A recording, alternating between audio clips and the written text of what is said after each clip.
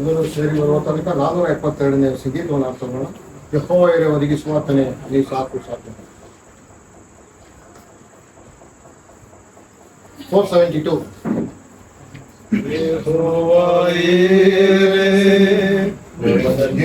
ಒದಗಿಸುವಾತನೇ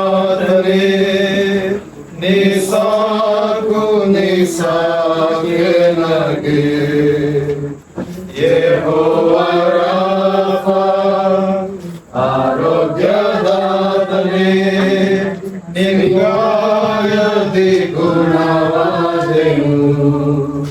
ಯೆಹೋವ ಶಮ್ಮ ನನ್ ಜೊತೆ ಇರುವೆ, ನನ್ ಕೊರತೆ ಎಲ್ಲ ನೀಗುವೆ. ಯೆಹೋವ ಶಮ್ಮ ನನ್ ಜೊತೆ ಇರುವೆ, ನನ್ ಕೊರತೆ ಎಲ್ಲ ನೀಗುವೆ. ನೀ ಸಾಕೆ ನನಗೆ, ನೀ ಸಾಕೆ ನನಗೆ, ನೀ ಮಾತ್ರ ಸಾಕು ನನಗೆ. ನೀ ಸಾಕೆ ನನಗೆ, ನೀ ಸಾಕೆ ನನಗೆ, ನೀ ಮಾತ್ರ ಸಾಕು ನನಗೆ. ಯೆಹೋವ ಎಲೋಹೀಮ್ ಸೃಷ್ಟಿಯ ದೇವರೇ, ನಿನ್ನ ವಾಕ್ಯದಿ ನಿರ್ಮಿಸಿದೆ.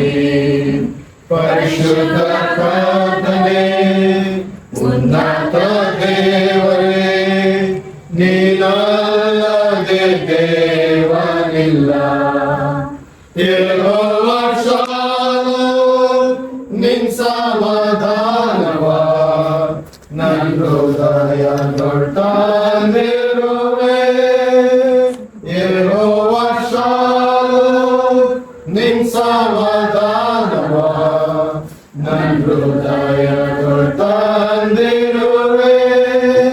ನೀ ಸಾಕೆ ನನಗೆ, ನೀ ಸಾಕೆ ನನಗೆ, ನೀ ಮಾತ್ರ ಸಾಕು ನನಗೆ. ನೀ ಸಾಕೆ ನನಗೆ, ನೀ ಸಾಕೆ ನನಗೆ, ನೀ ಮಾತ್ರ ಸಾಕು ನನಗೆ. ಯೇಸುವೇ ನೀನೇ ನನ್ನಾತ್ಮ ಪ್ರಿಯನೇ, ನನ್ನೇಸಾಗಿ ಪ್ರೀತಿಸಿದೆ. ನನ್ನನ್ನು ರಕ್ಷಿಸ ನಿನ್ನನ್ನರ್ಪಿಸಿದೆ. ನಿನ್ನ ಪ್ರೀತಿಗೆ ಮಿತಿಯೇ ಇಲ್ಲ. ನನ್ನ ಜೀವಮಾನದು ನಿಮ್ಗಾಗಿ ಬಾಳ್ವೆನು. ಎಂದೆಂದು ನೀ ಸಾಕೆ ನನಗೆ. ನನ್ನ ಜೀವಮಾನದು ನಿಮ್ಗಾಗಿ ಬಾಳ್ವೆನು. ಎಂದೆಂದು ನೀ ಸಾಕೆ ನನಗೆ. ನೀ ಸಾಕೆ ನನಗೆ, ನೀ ಸಾಕೆ ನನಗೆ, ನೀ ಮಾತ್ರ ಸಾಕು ನನಗೆ. ನೀ ಸಾಕೆ ನನಗೆ, ನೀ ಸಾಕೆ ನನಗೆ, ನೀ ಮಾತ್ರ ಸಾಕು ನನಗೆ. 474 ಸಂಗೀತವನ್ನು ಕೂಡ ಆಡ್ತಾ ಬರೋಣ. 474. ನನ್ನಾತ್ಮವೇ ನನ್ನಾತ್ಮವೇ ನೀನು ಮರೆಯಾದಿರು ಎಂದು ನಿನ್ನಯ ಕರ್ತನ ಜೀವನಕ್ಕೂ. ನನ್ನಾತ್ಮವೇ ನೀನು ಮರೆಯಾದಿರು ಎಂದು ನಿನ್ನಯ ಕರ್ತನ ಜೀವನಕ್ಕೂ. ಬೆಳಕು ರಕ್ಷಕನು ಯೇಸುವೇ ನೀ ನನಗೆ. ನಿನ್ನಲ್ಲಿ ಉಂಟೆ ನನಗೆ ಅನಂತ ಆಶ್ರಯವು. ಬೆಳಕು ರಕ್ಷಕನು ಯೇಸುವೇ ನೀ ನನಗೆ ನಿನ್ನಲ್ಲಿ ಉಂಟೆ ನನಗೆ ಅನಂತ ಆಶ್ರಯವು ನನ್ನಾತ್ಮವೇ ನೀನು ಮರೆಯಾದಿರು ಎಂದು ನಿನ್ನಾಯ ಕರ್ತನ ಜೀವನಕ್ಕೂ ನಿನ್ನಾಲೋಚನೆಯು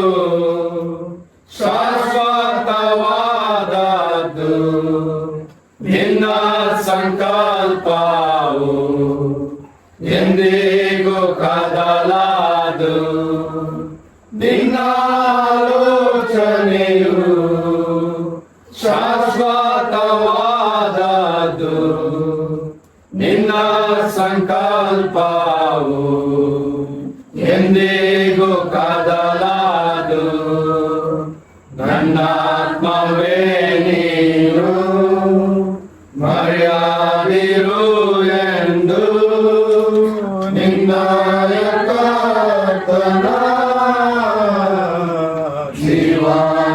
ಜೀವನಕ್ಕೂ ಯೇಸುವೇ ನನ್ನನ್ನು ನಿನ್ ಪ್ರೀತಿಯಲ್ಲಿಯೇ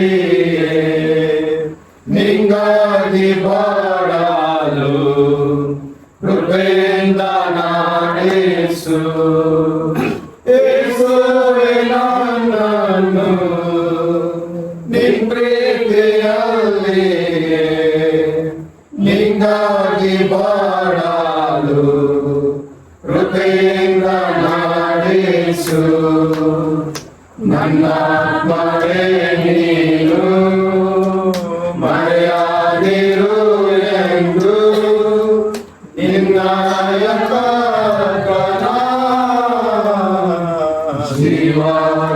ಜೀವನಕ್ಕೂ 429 ಸ್ತುತಿಯನ್ನೇ ಸಲ್ಲಿಸುವೆನು ನನ್ನ ಯೇಸು ರಾಜ. 429 ಸ್ತುತಿಯನ್ನೇ ಸಲ್ಲಿಸುವೆನು ನನ್ನ ಯೇಸು ರಾಜನಿಗೆ ನನ್ನ ಮಾನ ಮಹಿಮೆಯನ್ನು ಯೋಗ್ಯನಾಥನಿಗೆ ಸ್ತುತಿಯನ್ನೇ ಸಲ್ಲಿಸುವೆನು ನನ್ನ ಯೇಸು ರಾಜನಿಗೆ ಘನಮಾನ ಮಹಿಮೆಯನ್ನು ಯೋಗ್ಯನಾಥನಿಗೆ ಹಲ್ಲೆಲೂಯಾ ಹಲ್ಲೆಲೂಯಾ ಹಲ್ಲೆಲೂಯಾ ಹಲ್ಲೆಲೂಯಾ ಹಲ್ಲೆಲೂಯಾ ಹಲ್ಲೆಲೂಯಾ ಕರುಣಾಳು ಯೇಸು ಸ್ವಾಮಿ ಧರೆಗಿಳಿದು ಬಂದವನೇ ಕೃಪೆಯುಳ್ಳ ಯೇಸು ಸ್ವಾಮಿ ನನ್ನ ಪ್ರಿಯ ರಕ್ಷಕನೇ ಪ್ರೀತಿ ನೀತಿ ಕೃಪೆ ಸತ್ಯ ಒಂದಾಗಿ ಮಾಡಿದನು ಕಲ್ವಾರಿ ಕ್ರೂಜೆಯಲ್ಲಿ ಸ್ತುತಿಯನ್ನೇ ಸಲ್ಲಿಸುವೆನು ನನ್ನ ಯೇಸು ರಾಜನಿಗೆ ಘನಮಾನ ಮಹಿಮೆಯನ್ನು ಯೋಗ್ಯ ಕರ್ತನಿಗೆ ಯೇಸು ಸ್ವಾಮಿ ಮಾತ ಶ್ರೇಷ್ಠನಾದ ಕರ್ತನು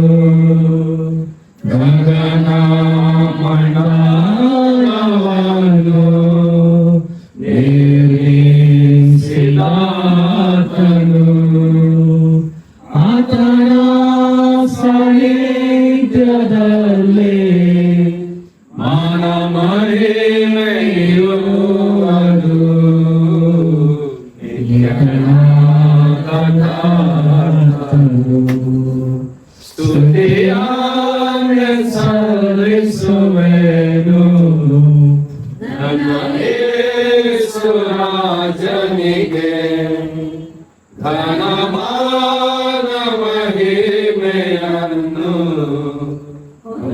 ಯೋಗ್ಯ ಕರ್ತನಿಗೆ. ಹಲ್ಲೆಲೂಯಾ ಹಲ್ಲೆಲೂಯಾ ಹಲ್ಲೆಲೂಯಾ ಹಲ್ಲೆಲೂಯಾ ಹಲ್ಲೆಲೂಯಾ ಹಲ್ಲೆಲೂಯಾ. ಕುಟುಂಬದವರು ಒಂದು ಸಂಗೀತ ಓದಬಹುದು.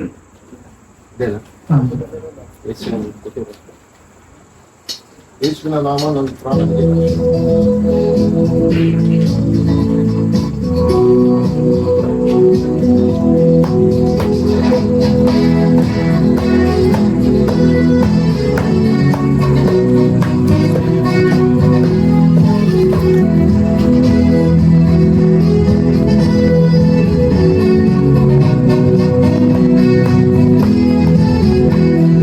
ಯೇಸುವಿನ ನಾಮ ನನ್ನ ಪ್ರಾಣನಿಗೆ ರಕ್ಷೆ, ಯೇಸುವಿನ ರಕ್ತ ನನ್ನ ಮನೆಗೆ ಸುರಕ್ಷೆ. ಯೇಸುವಿನ ನಾಮ ನನ್ನ ಪ್ರಾಣನಿಗೆ ರಕ್ಷೆ, ಯೇಸುವಿನ ರಕ್ತ ನನ್ನ ಮನೆಗೆ ಸುರಕ್ಷೆ. ಮರೆಯಾಗಿ ಬರುವ ಮಹಾವ್ಯಾಧಿಗಳ ಭಯ ಪಡೆನು ನಾ ಭಯ ಪಡೆನು. ಮರೆಯಾಗಿ ಬರುವ ಮಹಾವ್ಯಾಧಿಗಳ ಭಯ ಪಡೆನು ನಾ ಭಯ ಪಡೆನು. ಯೇಸುವಿನ ನಾಮ ನನ್ನ ಪ್ರಾಣನಿಗೆ ರಕ್ಷೆ, ಯೇಸುವಿನ ರಕ್ತ ನನ್ನ ಮನೆಗೆ ಸುರಕ್ಷೆ. ಯೇಸುವಿನ ನಾಮ ನನ್ನ ಪ್ರಾಣನಿಗೆ ರಕ್ಷೆ, ಯೇಸುವಿನ ರಕ್ತ ನನ್ನ ಮನೆಗೆ ಸುರಕ್ಷೆ. ರೋಗ ಭಯ ಮರಣ ಭಯ ತೊಲಗಲಿ ಯೇಸುವಿನ ನಾಮದಲ್ಲಿ. ರೋಗ ಭಯ ಮರಣ ಭಯ ತೊಲಗಲಿ ಯೇಸುವಿನ ನಾಮದಲ್ಲಿ. ಯೇಸುವಿನ ನಾಮ ನನ್ನ ಪ್ರಾಣನಿಗೆ ರಕ್ಷೆ, ಯೇಸುವಿನ ರಕ್ತ ನನ್ನ ಮನೆಗೆ ಸುರಕ್ಷೆ. ಯೇಸುವಿನ ನಾಮ ನನ್ನ ಪ್ರಾಣನಿಗೆ ರಕ್ಷೆ, ಯೇಸುವಿನ ರಕ್ತ ನನ್ನ ಮನೆಗೆ ಸುರಕ್ಷೆ. ಕೇಳೇನು ನಮಗೆ ಸಂಭವಿಸದು, ಉಪದ್ರವಗಳ ಸಮೀಪಿಸದು.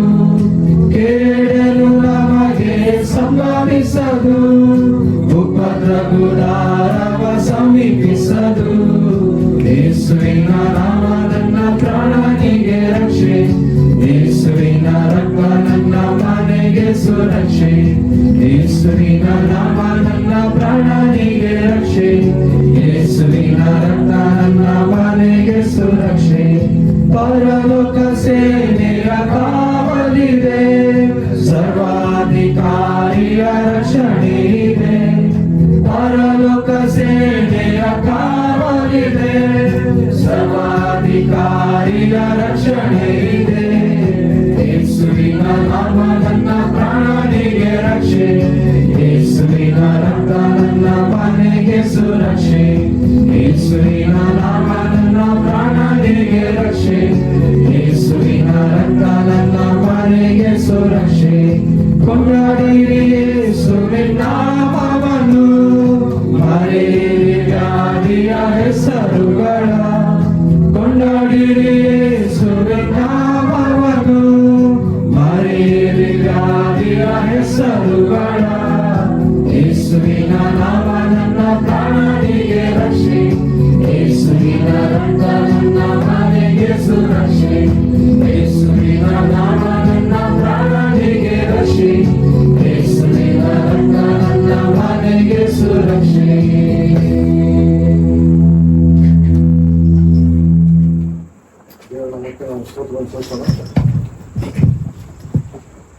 ದೇವರ ನಾಮಕ್ಕೆ ನಾವು ಸ್ತೋತ್ರವನ್ನು ಸಲ್ಲಿಸೋಣ. ಸಾಯಂಕಾಲ ವೇಳೆ ಜಯಕುಮಾರ್ ಮತ್ತು ಶಾಲಿನ್ ಅವರ ಮನೆಯಲ್ಲಿ ಸಭೆಯಾಗಿ ನಾವು ಕುಟುಂಬ ಪ್ರಾರ್ಥನೆಗೆ ನಾವು ಈ ರೀತಿಯಾಗಿ ಸೇರಿ ಬರುವಾಗ ಕರ್ತನನ್ನು ನಡೆಸಿದ್ದಾನೆ ಮತ್ತು ವಿಶ್ವಾಸಿಗಳ ಒಂದು ಅನ್ಯೋನ್ಯತೆ ಈ ರೀತಿಯಾಗಿರುವಂತಹದ್ದು ಎಷ್ಟೋ ಅದು ಅಗಮ್ಯವಾದದ್ದು. ಆ ಒಂದು ಅನುಭವಕ್ಕೆ ನಮ್ಮೆಲ್ಲರನ್ನು ಆತನು ತಂದಿದ್ದಾನೆ. ಅದಕ್ಕಾಗಿ ನಾವು ದೇವರಿಗೆ ಸ್ತೋತ್ರವನ್ನು ಸಲ್ಲಿಸೋಣ. ಒಬ್ರು ಈ ರೀತಿಯಾಗಿ ಹೇಳಿದ್ದಾರೆ, how careful we ought to be when we live in this world. How can one become captive? ಅಂದ್ರೆ ಈ ಲೋಕದಲ್ಲಿ ನಾವು ಜೀವಿಸುವಾಗ ಎಷ್ಟು ಎಚ್ಚರಿಕೆಯಿಂದ ನಾವು ಜೀವಿಸಬೇಕು. ಯಾಕೆಂದ ಹೇಳಿದ್ರೆ ಬಹಳ ಸುಲಭವಾಗಿ ನಾವು ಈ ಲೋಕದಲ್ಲಿ ಬಂಧನಕ್ಕೆ ಒಳಗಾಗಿ ನಾವು ಜಾರಿ ಹೋಗುತ್ತೇವೆ ಎಂಬುದಾಗಿ. How can one become captive so easily? ಲೋಕದಲ್ಲಿ ಇರುವಾಗ ನಾವು ಬಹಳ ಎಚ್ಚರಿಕೆಯಿಂದ ಜೀವಿಸಬೇಕು. ಯಾಕೆಂದಾಗ ಹೇಳಿದ್ರೆ ನಮಗೆ ಗೊತ್ತಿಲ್ಲದಂತಹ ರೀತಿಯಲ್ಲಿ ನಾವು ಈ ಲೋಕದ ಒಂದು ಸಂಗತಿಗೆ ಬಂಧನಕ್ಕೆ ಸಿಕ್ಕಾಕೊಂಡು ನಾವು ಜಾರಿ ಹೋಗುತ್ತೇವೆ ಎಂಬುದಾಗಿ. ಯಾಕೆಂದಾಗ ಹೇಳಿದ್ರೆ ಆ ಸಂಗತಿಯನ್ನು ಹೇಳ್ತಾ ಅವರು ಲೋಟನು ಆತನು ಬಂಧನಕ್ಕೆ ಸಿಕ್ಕಾಕೊಂಡಂತಹ ಸಂಗತಿಯನ್ನು ಆ ಸಹೋದರಿ ವಿವರಿಸ್ತಾ ಬಂದರು. ಏನಂದಾಗಿದೆ ಆದಿಕಾಂಡಗಳ ಪುಸ್ತಕ 3ನೇ ಅಧ್ಯಾಯದಲ್ಲಿ ಅದರ ಕುರಿತು ನಾವು ಹೀಗೆ ಓದ್ತೇವೆ. He lifted up his eyes, he looked, he liked, he likened, he leaned, he lived, he lost. ಆತನು ಕಣ್ಣೆತ್ತಿ ನೋಡಿದ, ಅದು ಆಕರ್ಷಣೆ ಆಯ್ತು, ಆತನು ಇಷ್ಟಪಟ್ಟ, ಅದಕ್ಕೆ ಆ ಕಡೆ ಆತನು ವಾಲಿಕೊಂಡ, ಅದರಲ್ಲಿ ಜೀವಿಸಿದ, ಅದರಲ್ಲೇ ತನ್ನ ಅಂತ್ಯವನ್ನು ಕಂಡ. ಎಂತ ದುಃಖಕರವಾದಂತಹ ಸಂಗತಿ ಅಲ್ವೋ? ಯಾಕೆಂದಾಗ ಹೇಳಿದ್ರೆ ಲೋಟನ ಆ ಒಂದು ಸ್ಥಿತಿ, he lived not by faith but living by sight. ನಂಬಿಕೆಯಲ್ಲಿ ಆತನು ಜೀವಿಸಲಿಲ್ಲ, ಆದರೆ ತನ್ನ ಕಣ್ಣಿಗೆ ಏನ್ ಸರಿ ಬೀಳ್ತದೆ, ಆಕರ್ಷಣೀಯವಾಗಿ ಕಾಣ್ತದೆ, ಆ ಒಂದು ಸಂಗತಿಯನ್ನು ನೋಡಿ ಆಕರ್ಷಣೀಯವಂತನಾಗಿ ಆತನು ಜಾರಿ ಹೋದಂತಹ ಸಂಗತಿ ನೋಡುವಂತರಾಗಿದ್ದೇವೆ. ಆತನು ಸಹೋದರರ ಒಂದು ಅನ್ಯೋನ್ಯತೆಯನ್ನು ಆತನು ಸ್ವಾಪ್ ಮಾಡಿಕೊಂಡನು. Tent, altar, fellowship of believers, ವಿಶ್ವಾಸಿಗಳ ಅನ್ಯೋನ್ಯತೆ, ಆ ಒಂದು ಯಜ್ಞವೇದಿ ಮತ್ತು ಆ ಫೆಲೋಶಿಪ್ ಅನ್ನುವಂಥದ್ದನ್ನು ಆತನು ಸ್ವಾಪ್ ಮಾಡಿಕೊಂಡು ಆ wealth, money, I be very real estate business man ಎಂಬುದಾಗಿ ಲೋಟನು ಸೊದೋಮ್ ಗೊಮೋರದ ಕಡೆಗೆ ಕಣ್ಣನ್ನು ಹಾಕಿ ಆ ಸ್ಥಳಕ್ಕೆ ಆತನು ಜಾರಿ ಹೋದ. ಈ ನೆಗ್ಲೆಕ್ಟೆಡ್ ಫೆಲೋಶಿಪ್, ದೇವರ ಒಂದು ಅನ್ಯೋನ್ಯತೆ, ಸಭೆಯ ಒಂದು ಅನ್ಯೋನ್ಯತೆ, ವಿಶ್ವಾಸಿಗಳ ಒಂದು ಅನ್ಯೋನ್ಯತೆ, ಆ ಯಜ್ಞವೇದಿ, ಆರಾಧನೆ, ಆ ಎಲ್ಲ ಸಂಗತಿಗಳನ್ನು ಆತನು ತಾತ್ಸಾರ ಮಾಡಿ ಆತನು ನಾನು ಯಥೇಚ್ಛವಾಗಿ ಆ ಭೌತಿಕವಾಗಿ ವೃದ್ಧಿ ಆಗುತ್ತೇನೆ ಎಂಬುದಾಗಿ ಹೇಳಿ ಸೊದೋಮ್ ಗೊಮೋರದ ಕಡೆಗೆ ಆತನು ಆಕರ್ಷಣೆಯನ್ನು ಹೊಂದಿದವನಾಗಿ ಹೋದನು. But he lost everything. ಕಡೆಯಲ್ಲಿ ನೋಡುವಂತರಾಗಿದ್ದೇವೆ, ಹಿ ಲಾಸ್ಟ್ ಎವ್ರಿಥಿಂಗ್. ಆದ್ರಿಂದ ಅವ್ರು ಹೇಳಿದಂತ ಮಾತು, how careful we ought to be when we live in this world. ಈ ಲೋಕದಲ್ಲಿ ನಾವು ಜೀವಿಸುವಾಗ ಎಷ್ಟು ಎಚ್ಚರಿಕೆಯಿಂದ ಜೀವಿಸಬೇಕು. ನಮಗೆ ಅರಿವಿಲ್ಲದಂತ ರೀತಿಯಲ್ಲಿ ನಾವು ಲೋಕದಲ್ಲಿ ನಾವು ಬಂಧನಕ್ಕೆ ನಾವು ಸಿಕ್ಕಾಕೊಂಡು ಹೊರಟು ಹೋಗ್ತೇವೆ. ಬೇರೆ ಈ ಒಂದು ಸಾಯಂಕಾಲ ವೇಳೆ ಆ ಮಾತುಗಳನ್ನು ನಮ್ಮ ಜ್ಞಾನಕ್ಕೆ ತಂದುಕೊಂಡವರಾಗಿ ಸ್ವಲ್ಪ ಸಮಯ ನಾವು ದೇವರ ವಾಕ್ಯದ ಕಡೆಗೆ ಗಮನವನ್ನು ಹರಿಸೋಣ. ಅದಕ್ಕೆ ಮೊದಲು ಪ್ರಸನ್ನ ಬದ ಸಹೋದರು ಪ್ರಾರ್ಥನೆ ನಡೆಸುವಂತೆ ಕೇಳಿಕೊಳ್ತೇನೆ. ಪ್ರಾರ್ಥನೆ ಮಾಡೋಣ. ಭೂಮಿ ಆಕಾಶಗಳನ್ನು ಉಂಟು ಮಾಡಿದಂತಹ ಪರಲೋಕದ ಜೀವಳ ತಂದೆಯಾದ ದೇವರೇ, ಈ ವಾರದ ಕೊನೆಯ ದಿವಸದ ಸಾಯಂಕಾಲದ ವೇಳೆಯಲ್ಲಿ ಚಿಕ್ಕ ಗುಂಪಾಗಿ ಸಭೆಯಾಗಿ ನಾವು ಪ್ರಿಯ ಸಹೋದರ ಜಯಕುಮಾರ್ ಹಾಗೂ ಸಹೋದರಿ ಶಾಲಿನಿಯವರ ಮನೆಯಲ್ಲಿ ನಾವು ಕೂಡಿ ಬರುವಂತಹ ಒಂದು ಕೃಪೆಯನ್ನು ದಯಪಾಲಿಸಿ ಇದಕ್ಕಾಗಿ ನಿಮಗೆ ಸ್ತೋತ್ರವನ್ನು ಸಲ್ಲಿಸ್ತೇವೆ. ಸ್ವಾಮಿ, ನೀನು ಒಳ್ಳೆಯವನ ಸ್ವಾಮಿ, ಒಳ್ಳೆಯದನ್ನು ಮಾಡುವ ಆತನು. ನಿನ್ನ ಕಾರ್ಯಗಳನ್ನು ನೋಡುವಾಗ ನೀನು ಮಾಡಿದಂತ ಎಲ್ಲಾ ಕಾರ್ಯಗಳನ್ನು ನೀನು ಒಳ್ಳೆಯದೆಂಬುದಾಗಿ ನೋಡಿ ಅವುಗಳನ್ನು ಆಶೀರ್ವದಿಸಿದಿ. ಅದೇ ಮೇರೆಗೆ ಮನುಷ್ಯನನ್ನು ಸಹ ಉಂಟು ಮಾಡಿ ಬಹು ಸಂತಾನವಾಗಿ ಹೆಚ್ಚಿನೆಂಬುದಾಗಿ ನೀನು ಆಶೀರ್ವದಿಸಿದಿ. ಆ ಮೇರೆಗೆ ಕರ್ತನೆ, ಲೋಕದಲ್ಲಿ ಮನುಷ್ಯರು ಜೀವಿಸುವಂತಹ ಇಂಥ ದಿನಮಾನಗಳಲ್ಲಿ ಲೋಕವನ್ನು ಆಕರ್ಷಿಸುವಂತಹ ಒಂದು ಸಂಗತಿಗಳನ್ನು ಸಹ ನಾವು ನೋಡ್ತೇವೆ.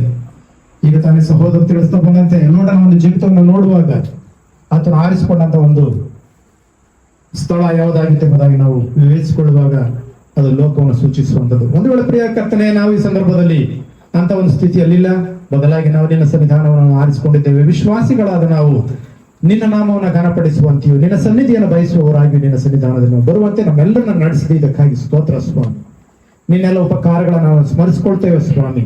ಹೌದು ಕರ್ತನೆ, ನೀವು ನಮ್ಮ ಜೀವಿತದಲ್ಲಿ ಮಾಡಿರುವಂತಹ ಎಲ್ಲಾ ಉಪಕಾರಗಳನ್ನು ನೆನೆಸುವಾಗ ಹೃದಯ ತುಂಬಿದವರಾಗಿ ಕೃತಜ್ಞತೆಯಿಂದ ನೀವು ಸ್ತೋತ್ರವನ್ನು ಸಲ್ಲಿಸ್ತೇವೆ. ನಮಗೆ ಕೊಟ್ಟಿರುವಂತಹ ಶಾಂತಿ, ಸಮಾಧಾನ, ಆರೋಗ್ಯ, ಬಲಶಕ್ತಿ, ನಿನ್ನ ಮೇಲನ ನಂಬಿಕೆ, ನಿನ್ನ ಮೇಲನ ನಿರೀಕ್ಷೆ ಎಲ್ಲವುಗಳನ್ನ ನಾವು ನೆನಪು ಮಾಡ್ತೀವಿ, ನಿಮ್ಗೆ ಕೊಂಡಾಟವನ್ನು ಸಲ್ಲಿಸ್ತೇವೆ. ವಿಶ್ವಾಸಿಗಳಾದ ನಮ್ಮಲ್ಲಿ ಇಂಥ ಒಂದು ಜೀವಿತವನ್ನು ದಯಪಾಲಿಸಿರುವಾಗ ಹೌದು, ನಾವು ಲೋಕದಲ್ಲಿ ಪ್ರತ್ಯೇಕಿಸಿಕೊಂಡವರಾಗಿ ನಾವು ಇತರರಂತೆ ಅಲ್ಲ ಎಂಬುದಾಗಿ ನಾವು ಅಂತಹ ಒಂದು ಜೀವಿತವನ್ನು ನಾವು ತೋರ್ಪಡಿಸುವಂತ ಒಂದು ಕೃಪೆಯನ್ನು ನಮಗೆ ದಯಪಾಲಿಸ್ತಾ ಬರಬೇಕಾಗಿ ನಾವು ಪ್ರಾರ್ಥಿಸ್ತೇವಪ್ಪ. ಹೌದು ಕರ್ತನೆ, ಈ ಒಂದು ಸಂದರ್ಭದಲ್ಲಿ ಪ್ರಿಯ ಸಹೋದರ ಜಯಕುಮಾರ್ ಮತ್ತು ಸಹೋದರಿ ಶಾಲಿನಿ ಅವರ ಒಂದು ಮನೆಯಲ್ಲಿ ನಮ್ಮ ಒಂದು ಸಭೆಯ ಒಂದು ಅನ್ಯೋನ್ಯತೆಯನ್ನ ಹಾಗೂ ಪ್ರೀತಿಯನ್ನ ನಾವು ಹಂಚಿಕೊಳ್ಳಲಿಕ್ಕಾಗುವಂತೆ ಮತ್ತು ವಾಕ್ಯದ ಮೂಲಕವಾಗಿ ಪ್ರಿಯರನ್ನು ಬಲಪಡಿಸಲಿಕ್ಕಾಗುವಂತೆ ಕೊಟ್ಟಂತ ಕೃಪೆಗಾಗಿ ಸ್ತೋತ್ರ. ಕೊಟ್ಟಂತ ಪ್ರಿಯ ಮಕ್ಕಳು ಹಾಗೂ ಸಹೋದರಿ ವಿನೋಬ ಮತ್ತು ಅವರ ತಾಯಿ, ಹೀಗೆ ಕುಟುಂಬದಲ್ಲಿ ವಾಸ ಮಾಡುವಂತ ಎಲ್ಲಾ ಪ್ರಿಯರನ್ನು ನೆನಪು ಮಾಡ್ತೇವೆ ಸ್ವಾಮಿ. ಹೌದು ಪ್ರಿಯ ಕರ್ತನೆ, ನಂಬಿಗಸ್ತಿಕೆ ಜೀವಿತದಲ್ಲಿ ಪ್ರಿಯ ಕುಟುಂಬವನ್ನು ನಡೆಸ್ತಾ ಇದ್ದಿ. ಹೌದು, ನಿನ್ನನ್ನು ಅರಿಯದಂತಹ ಜನರ ಮಧ್ಯದಲ್ಲಿ ಅವರು ಸಾಕ್ಷಿಯಾದಂತಹ ಒಂದು ಜೀವಿತವನ್ನು ಜೀವಿಸುತ್ತಿರುವುದಕ್ಕಾಗಿ ನಿನ್ನ ಕೊಂಡಾಟವನ್ನು ಸಲ್ಲಿಸ್ತೇವೆ. ಪ್ರಿಯ ಮಕ್ಕಳ ಭವಿಷ್ಯಕ್ಕಾಗಿ ಪ್ರಾರ್ಥಿಸ್ತೇವೆ. ಎಲ್ಲರೂ ಮನೆಯಲ್ಲಿ ವಾಸ ಮಾಡುವಂತ ಪ್ರತಿಯೊಬ್ಬರಿಗೂ ಬೇಕಂತ ಶಾಂತಿ, ಸಮಾಧಾನ, ಆರೋಗ್ಯ, ಬಲ, ಶಕ್ತಿಯನ್ನು ಸಹ ದಯಪಾಲಿಸು. ಮುಂದಿನ ಜೀವಿತಗಳಲ್ಲಿ ಪ್ರೀತಿ ಒಳ ಕರ್ತನೆ ನಿನ್ನ ನಾಮವನ್ನು ಹೆಚ್ಚಾಗಿ ಸ್ಮರಿಸುವಂತೆ, ಘನಪಡಿಸುವಂತೆ, ತಮ್ಮ ಜೀವಿತದಲ್ಲಿ ನಿನ್ನನ್ನೇ ಎದುರು ನೋಡುವಂತೆ ಒಂದು ಸ್ಥಿರವಾದಂತಹ ಒಂದು ಕ್ರಿಸ್ತಿಯ ಜೀವಿತವನ್ನು ದಯಪಾಲಿಸ್ತಾ ಬರ್ಬೇಕಂತ ನಾವು ಪ್ರಾರ್ಥಿಸ್ತೇವಪ್ಪ. ಯಾಕಂದ್ರೆ ನಮಗೆ ಒಂದು ಓಟವನ್ನು ದಯಪಾಲಿಸಿದಿ, ನಮಗೆ ನೇಮಕವಾಗಿರುವಂತಹ ಓಟವನ್ನು ನಾವು ಸ್ಥಿರಚಿತ್ತದಿಂದ ಓಡಬೇಕು. ಆ ಓಟವು ಲೋಕದಲ್ಲಿ ನೀನು ನಮಗೆ ನೇಮಿಸಿರುವಾಗ ಅದರಂತೆ ನಾವು ಆ ಗುರಿಯನ್ನು ಮುಟ್ಟುವವರೆಗೂ ಲೋಕದಲ್ಲಿ ನಮಗೆ ಹಿಂಸೆ, ಸಂಕಟಗಳು ಬರಬಹುದು, ಕಷ್ಟ ಕಾಯಿಲೆಗಳು ಬರಬಹುದು. ನಾವು ಎಲ್ಲಾ ಒಂದು ಸಮಸ್ಯೆಗಳಿಂದಲೂ ಸಹ ನಂಬಿಕೆಸ್ತಿಕೆಯಲ್ಲಿ ನಾವು ಮುಂದುವರಲಿಕ್ಕಾಗುತ್ತೆ. ಕೃಪೆ ಮಾಡಿ ನಡೆಸು. ಈಗ ನಾವು ಹಾಡ್ತಾ ಬಂದಂತೆ ಯೇಸು ನಮಗೆ ಆತ ನಡೆಸುವಂತವನು ಎಂಬುದಾಗಿ ಯೇಸು ನಾಮ ಅದು ನಮಗೆ ನಿರಂತರವಾಗಿ ಅದು ಶಾಂತಿ, ಸಮಾಧಾನ ಕೊಡುವಂಥದ್ದು ಸ್ವಾಮಿ, ರಕ್ಷೆಯನ್ನು ಕೊಡುವಂಥದ್ದು. ಆ ಮೇರೆಗೆ ಸ್ವಾಮಿ ಈ ಸಂದರ್ಭದಲ್ಲಿ ತಲೆಬಾಗಿರುವಂತ ನಮ್ಮೆಲ್ಲರನ್ನ ಕೈಗೊಪ್ಪಿಸ್ತೇವೆ. ನೀನು ತಾನೇ ನಮ್ಮನ್ನ ನಡೆಸು, ಮರಿಯಾಳ ಹಾಗೆ ನಿನ್ನ ಪಾದಗಳ ಬಳಿಯಲ್ಲಿ ತಗ್ಗಿಸಿಕೊಂಡಿದ್ದೇವೆ ಸ್ವಾಮಿ. ನಿನ್ನ ವಾಕ್ಯದಿಂದ ನಮ್ಮನ್ನು ಬಲಪಡಿಸು, ಕ್ರಮಪಡಿಸಿಕೊಳ್ಳಲು ಸಹಾಯಿಸು ಸ್ವಾಮಿ. ವಾಕ್ಯವನ್ನು ಬೋಧಿಸುವಂತ ಪ್ರಿಯರನ್ನು ಸಹ ನಿನ್ನ ಕೈಗೊಪ್ಪಿಸ್ತೇವಪ್ಪ. ಪ್ರಿಯರಿಗೆ ಬೇಕಂತಹ ಆತ್ಮನ ಜ್ಞಾನ, ಆಲೋಚನೆಗಳನ್ನ, ಸಮಯೋಚಿತವಾದಂತಹ ಮಾತುಗಳನ್ನ ದಯಪಾಲಿಸು. ಆ ಮೂಲಕವಾಗಿ ಸ್ವಾಮಿ ನಮ್ಮೆಲ್ಲರಿನ ವಾಕ್ಯದಿಂದ ಆಶೀರ್ವದಿಸು, ಬಲಪಡಿಸು ಸ್ವಾಮಿ. ಸಕಾಲದಲ್ಲಿ ಬಾರದಿರುವಂತವರು ಒಂದು ವೇಳೆ ಬರುವುದಕ್ಕಿದ್ದಲ್ಲಿ ಬರುವಂತೆ ಸ್ವಾಮಿ ಅವರಿಗೆ ಬೇಕಂತ ಅನುಕೂಲಗಳನ್ನು ದಯಪಾಲಿಸು, ಕೃಪೆಯನ್ನು ದಯಪಾಲಿಸು. ಹೀಗೆ ನಮ್ಮೆಲ್ಲರನ್ನ ಮತ್ತೊಂದು ಆವತ್ತಿನ ಪಾದಗಳ ಬಳಿ ತಗ್ಗಿಸಿಕೊಳ್ತಾ ಎಲ್ಲ ಪ್ರಾರ್ಥನೆಯನ್ನ ಯೇಸುವಿನ ಮುದಾಸಿ ಪ್ರಾರ್ಥಿಸಿ ಬೇಡಿ ಹೊಂದಿದ್ದೇವೆ ನಮ್ಮ ಕರ್ತನೆ.